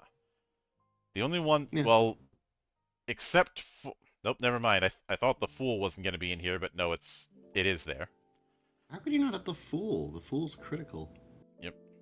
But the Magician lets you modify a scene the GM has just finished describing. They can remove or add one and only one background feature or object, but they cannot add or remove a PC or an NPC from the scene. Furthermore, they cannot create clues or add items of vital importance to the current mission. Once the GM accepts the modification, it must be taken into account for the rest of the scene or conflict phase. So the Magician is an edit button. That's a cool one, though. Or, let's see, things like, the Hierophant. It applies immediately to the PC who draws it. Their lowest aspect score is increased by 1 point. In the event of a tie, the GM chooses which aspect goes up. Holy smokes. That means you could bring it up without having to spend XP. That's a nice one. Mm-hmm. Or let's or strength. When you play this card, the PC can choose to deal the maximum amount of weapons damage to all their successful attacks for the entire duration of a conflict phase. You're just doing max damage for the rest of combat. Full stop. Well, looks like it's ass kick o'clock. Jesus Christ. Mm-hmm. Or death. The PC can simply wipe out all brute-type enemies present in the scene. Oh my god. These are great, dude. I think it's... Keep in mind, you have a max of six heroic points you can use. So this is half of them. I feel like you would only ever do this if you'd hit the max, right? If you've got 5 points and you get rewarded a sixth, like you've got one for emergencies, you've got one to do some style, right? So at this point, you have to get rid of some of them, and that's when you'd use this. Yep.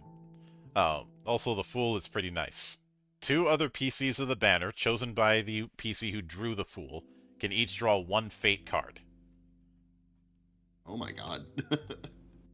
But speaking of Jesus. cap, if you're at 6 heroism points, you can spend all of them to activate heroic mode.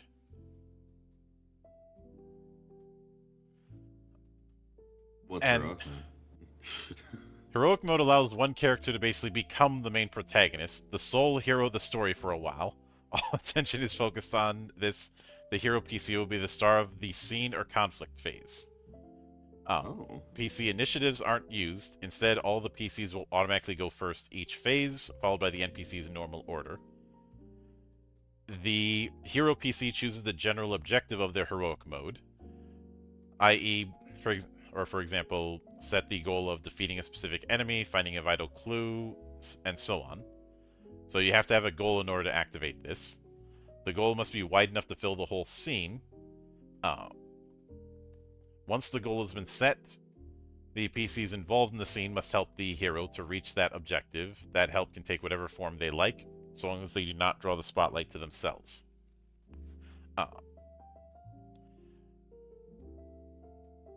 And you know what? I really like this because all of a sudden we kind of enter a totally different game mode, and it really feels like it gives you a lot of reason as a player to get onboarded. Mm-hmm. Oh yeah. Yeah, this is cool. Helper PCs are called adjutants, who are assisting the heroic PC and only to assist them, or risk simply leaving the scene. They go first each phase, performing skill checks and dice rolls as normal, but tallying the number of d6s equal to their successes. Heroic Mode's unique feature regarding dice rolls is that each success rolled by adjutants, as well as their automatic overdrive successes, add 1d6 to the hero's d6s to roll. If a PC rolls 7 successes, then 7 d6s are added to the hero's dice pool. Once all adjutant PCs have performed their actions and subsequent skill checks, a single action and only 1 skill check per PC, the hero performs their action in an attempt to fulfill their goal. The action must be described as always, preferably taking into account the adjutant's actions. Then the hero performs their skill check, including all of the adjutant d6s to their roll. Jesus Lord. And any energy expenditures due to the use of modules or armor abilities or weapons requiring energy to function are waived. In heroic mode, the hero spends no power whatsoever, not even for very power-intensive abilities. Oh my god. Another bonus effect during conflict phases is additional damage. If the hero's main objective is to defeat a specific target, any successes in excess of those needed to hit the enemy's defense or reaction score, depending on what weapon they're used, are added to damage. That's not good. It's a very exalted rule. If heroic mode is used during a conflict phase, any surviving enemies and NPCs take their turn as normal, then the adjutants and hero act again, and so on until the objective has been fulfilled, or until the hero is put at death's door or the hero falls into despair. It always ends when the hero reaches 0 HP or hope and play resumes as normal. There may be additional hurdles thrown in by the GM during the use of heroic mode. And as a final bonus, a PC using heroic mode gets 5 glory points at the close of a scene. Oh my god. So we have a reason why you'd want to save up for all 6. I mean, you need to have a clear goal in mind in order to use it. But this is the kind of thing I'd expect a Final Fantasy limit break to be like, or that kind of we are dropping all limiters kind of thing. Yeah, this feels like for a little while you could play the One Punch Man game. Mm-hmm. You get to be Saitama. Love it. Yep. And when it comes to NPCs do not have characteristics. It's just aspects. Some NPCs might have exceptional aspects, which does kind of mirror overdrives. They can have 0 to 5 of them. And this particular exceptional aspect can add additional effects depending on whether it's the major or minor version of it. An exceptional aspect is rated 1 to 10. This score adds automatic successes, much like overdrives. And I think the reason it caps at 10 instead of 9 is to account for the fact that you're only using aspects. And it's the same 5 aspects that you see with PCs, but that's all that they get.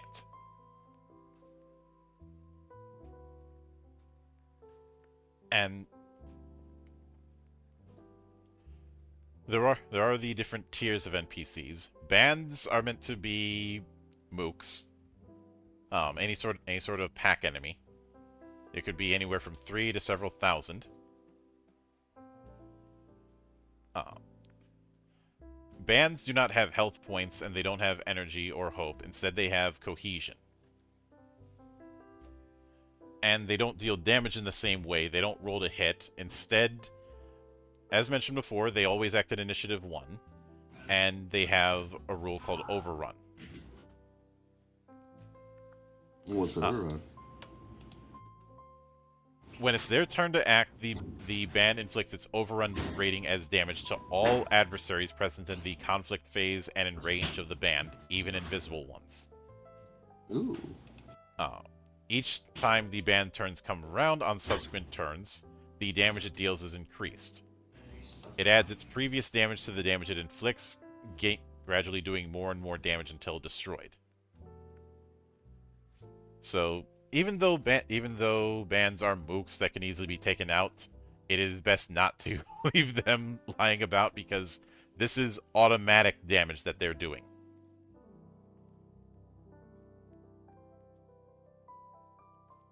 So that's an interesting balance there, where it's like it kind of shows them constantly like using better strategy and coordination to get the better of you, unless you deal with them. Mm-hmm. That's kind of great. Yeah, I like damage that a lot. Damage does not reduce band's cohesion; only violence does.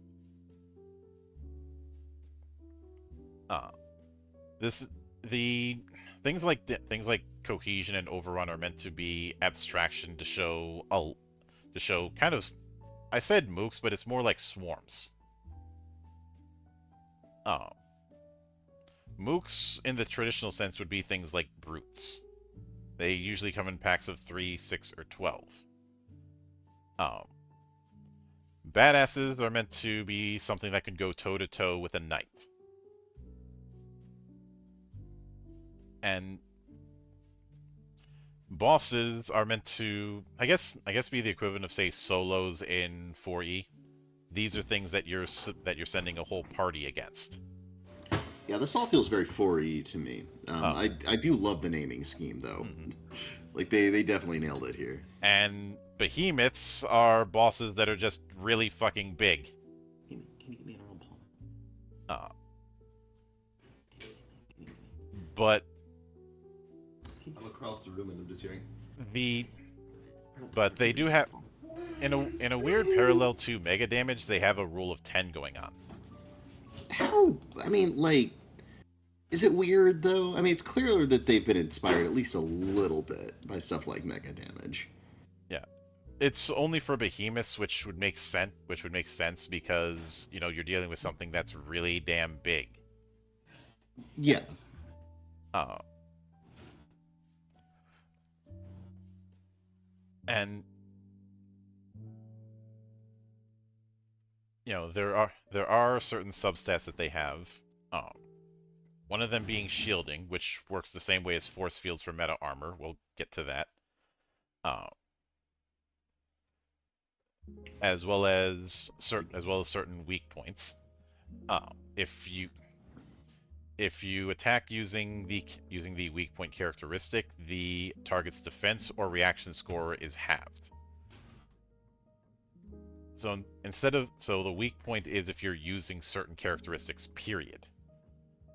Instead of instead of instead of like saying, it's weak to fire damage. No, it would be like saying, it's weak to using the range characteristic. If you're using that in the combo, then its defense is half.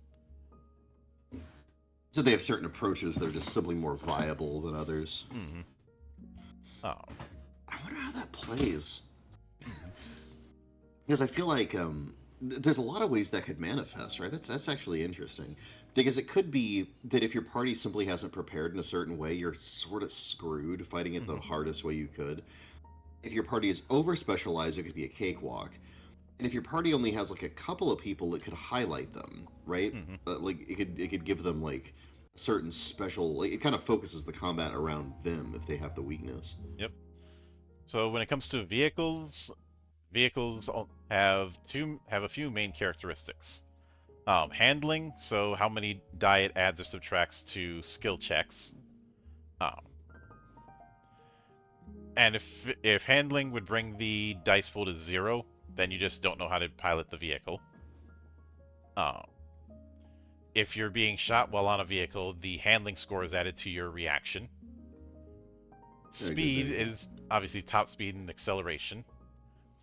It is how fast it can move in one turn. And it ranges from 0 to 5. 0, a very slow vehicle, barely able to move 10 feet per game turn. So not really a vehicle. Whereas speed 5, lightning fast vehicle, can travel upwards of 10 miles per game turn. Acceleration might have dire consequences, though.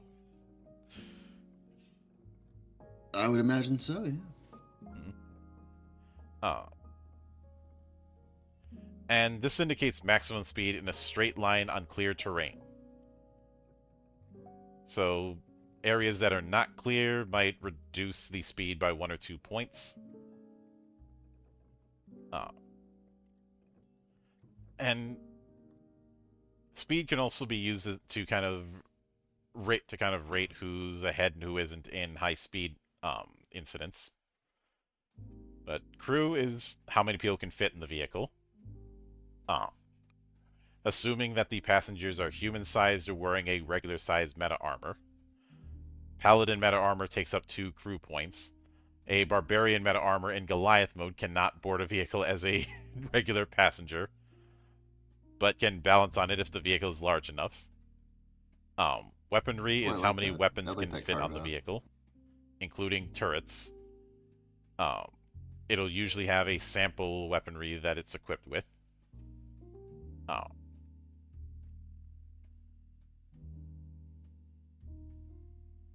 And instead of regular HP, vehicles have armor points. For every 5 points of armor a vehicle loses, its pilot and passengers take 1 point of damage to health, regardless of force fields. Which makes sense if you're in a vehicle that's getting shot at. Vehicles can have energy points, which represents gas, fuel cells, kerosene, juice, etc. Normal use of vehicle doesn't drain these energy points. It's only if you're doing specific things that require it. Which I like that, because tracking fuel for a game that's trying to go for dramatics like this wouldn't really fit.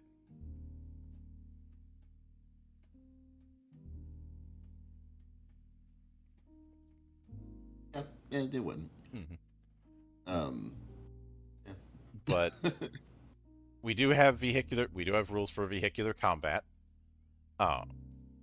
If you're firing at a vehicle or trying to throw something at it, is a range-based check.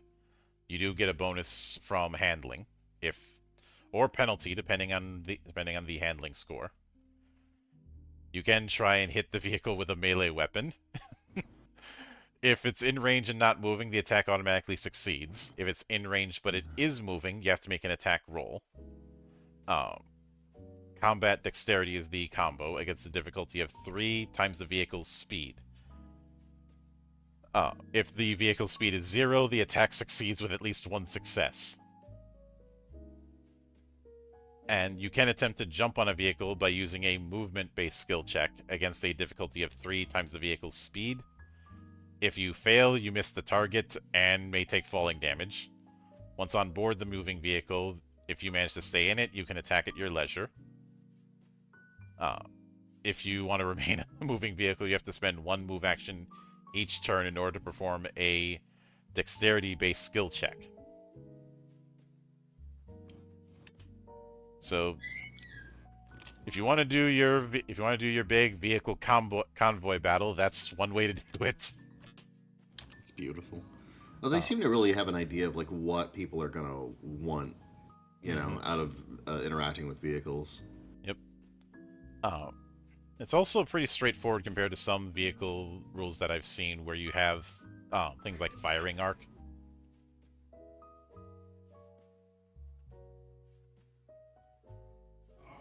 But when it comes to improving your knight, there is no leveling system. You are in experience and glory. So XP is used to increase characteristics and aspects. Usually you'll get 5 XP at the end of a mission. Additional XP can be granted through completing the primary objective, if the mission lasted multiple sessions, or for each secondary objective. I do like the note here that they put in, all PCs gain the same amount of XP. Yeah, that's really nice. Glory points, on the other hand, measure your renown and honor. The more glory points you have, the more respected and famous you are. The Knights of the Round Table have around 500 GP. Merlin and Arthur have more. Glory points are used to purchase equipment in Camelot. You'd spend glory for stuff, eh? Mm-hmm. You know what? I do kind of love it. Yep. The men and women in Camelot's arsenal know an honorable knight when they see one and keep up to date with knights' careers. As such, they know who is worthy of gaining access to the more powerful and dangerous weapons and modules in their care. As your recognition and valor grows, so too does your access to more advanced weaponry. Many advanced meta-armor functions are only unlocked by the arsenal's staff when a knight's GP totals reached a certain amount, with the exception of ranger armors who have to buy their new abilities with GP. PCs should keep track of their GP total, even with spending points. So the cumulative GP is a factor as much as how much you have on hand. Interesting. And the baseline for how much GP you get on a mission is 10 to 20, depending on the mission difficulty. 5 per each additional secondary objective, and 5 more, if as mentioned before, if someone used heroic mode. Failure does not cost the PC glory points. So your GP total cannot decrease. And the total GP score is mainly to unlock evolution levels of meta armors, as well as higher tiers of modules and weapons. The idea being, once you've reached 100 GP, you might be starting to get noticed by your peers and maybe a Knight of the Round Table. By the time you get 300, you've gotten significant renown in both Camelot and the Arcs. You might have AR shows and news bulletins your name as a model of courage and righteousness. It also means you're probably rubbing elbows with the Knights of the Round Table on a regular basis. Oh, a I score like of... this tiering system for this. Mhm. You're gonna gauge your fame by where you are in the leveling hierarchy. That's great. Yep. 500 means you've risen high enough to be admitted to the Round Table. Like your peers, you have to choose a name from Arthurian legend, shedding your former nickname. Your fame has grown as far-reaching as Arthur or Merlin's, and you can make decisions involving whole divisions of Avalon's finest.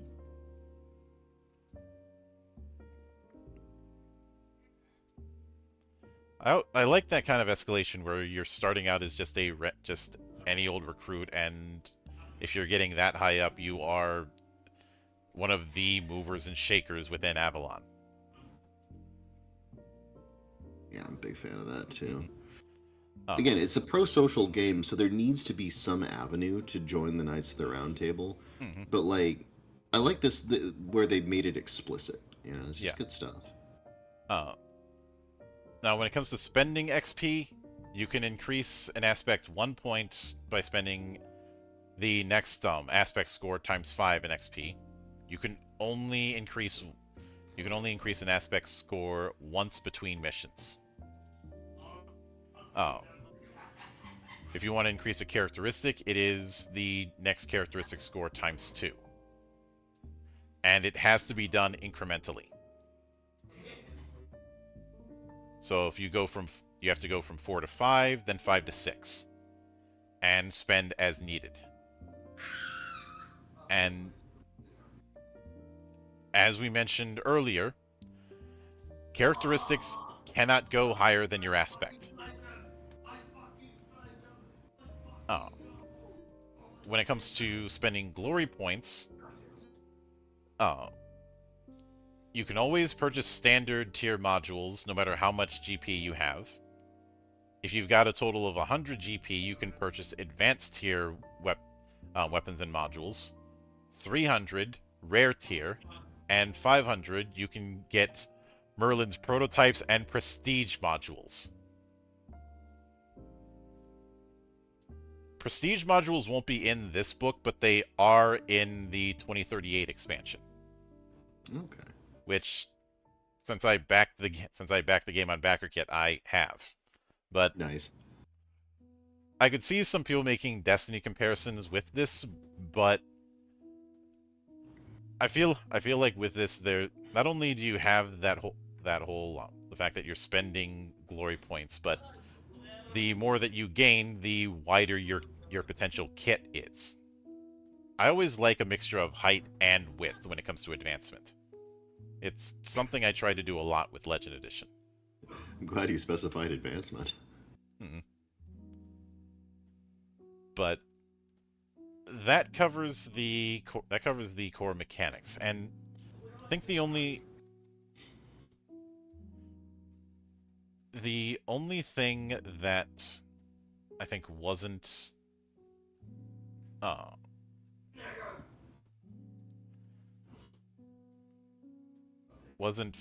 fully described was what violence dice are. Oh. Which, let me see if I can find that.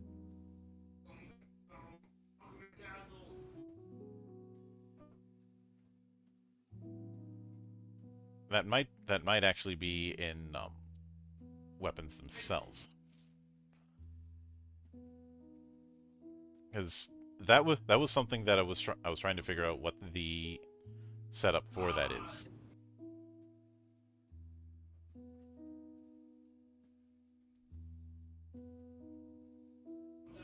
So let me see. So I'm skipping ahead a bit to see if I can find that. Well, I mean, but like the rules kind of invite that. If it's not right here in the rules, easy reference, like it. Obviously, you need to know where it is in the book. You know. And I remember. It's Wait, not, there is a index. So just rub it in. Just rub it in the index. That's fine. Yeah. I remember 2 hours and 47 minutes ago when I said I only had an hour. Um. I'm always like, I always come into it like, I've only got 30 minutes. Because I know you're gonna run over, but I want you to feel bad about it. uh. Well, I end up having eyes bigger than my stomach myself. So, Oh yeah, happens to the best of us. but Anyway, we should probably wrap this up in the not too terribly distant future, though. yeah. But while I'm looking for that, um, I'll be what is getting your the take delivery on package. the core mechanics we have here for the game? Um, and Hmm. I don't, just to clarify the whole thing with violence. Violence is the damage value against bans.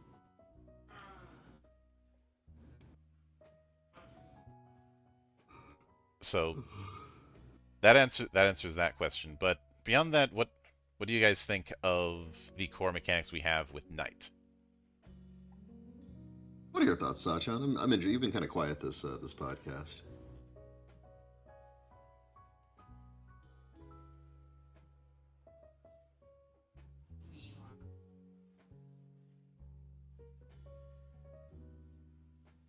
Sachan, you there?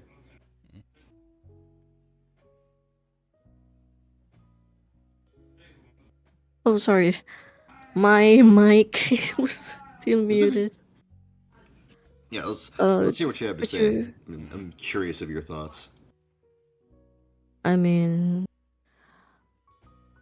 I don't know how to like express it, but it does look like there's a lot of thought being put into the game. Like, oh, oh, I feel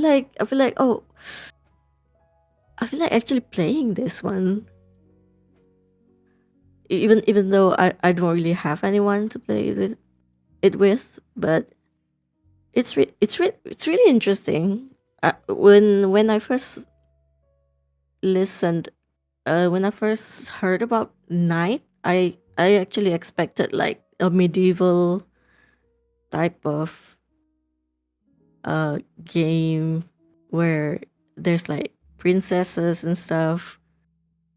But this is this is a cool thing too. Mhm. Uh, Yeah, something they you could be learn princesses. something you learn very quickly. There is a game also named Knight that I have in my library that does lean into that, but something you'll learn very quickly in the monastery is to expect the unexpected. Yeah, no joke. But while it is something that I do like with this is everything has a purpose, and while the use of evens when it comes to the D6 setup that it has might seem a bit odd, there is a method to the madness. It is a bit odd. Uh, I think the Return of Cthulhu tech uses that, and because of that, it uses any kind of die as long as they're evens. Um, but I think what I think what is there's a few very interesting things here. Um, the fighting styles is an inspired move. Yeah, I like the fighting styles quite a bit. Yeah. Again, I want to see them in play as you continue to step through the game. I Mm-hmm. think there's a lot of evidence that they'll still be relevant even late in the game. Yeah. But like, I'm And curious. I'm just curious. I want to see it work. I do like that it's not just XP as currency uh, when it comes to advancement, but you have a mixture of advancing your core stats as well as advancing your equipment. And this very much is a case where your equipment is going to matter a lot. Yeah. Yeah, as we've seen, those some of those exponential boosts are ridiculous. Hmm.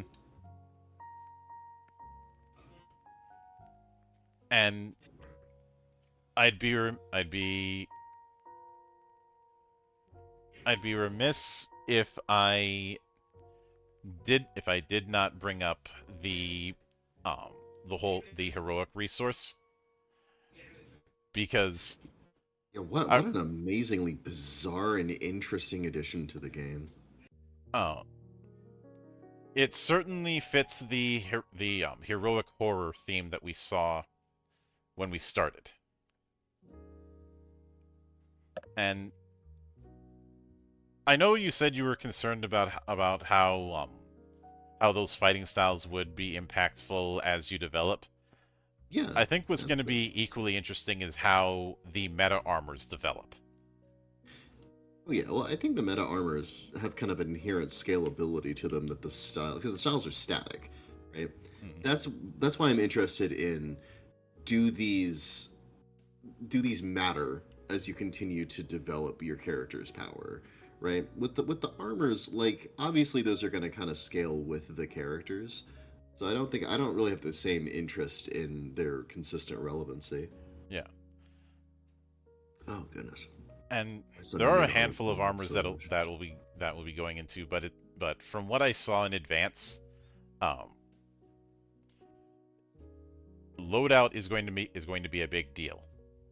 Mm, Uh, agreed.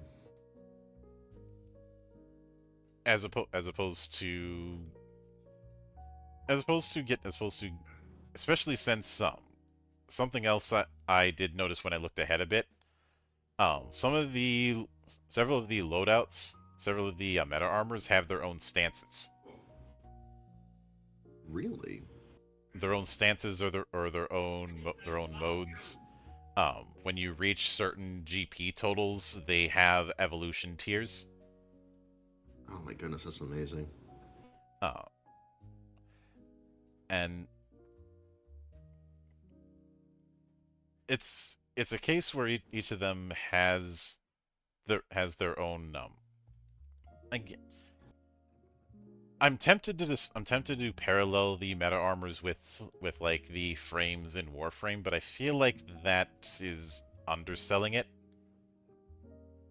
Uh, and that's not even getting into um weapons. Yeah, this is a very gear game. It looks Hmm. like, um, and that makes perfect sense. Like, Yeah. like right on the cover, you can see all the gear. Hmm. And again, and while I did have to do a bit of checking regarding the difference between damage and violence, once I understood it, all right, I was like, all right, I know what this is doing here.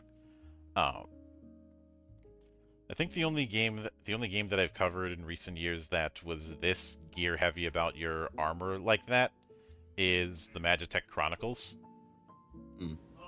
which I haven't covered that in years. But I think one of the other big takeaways was the overdrive rule.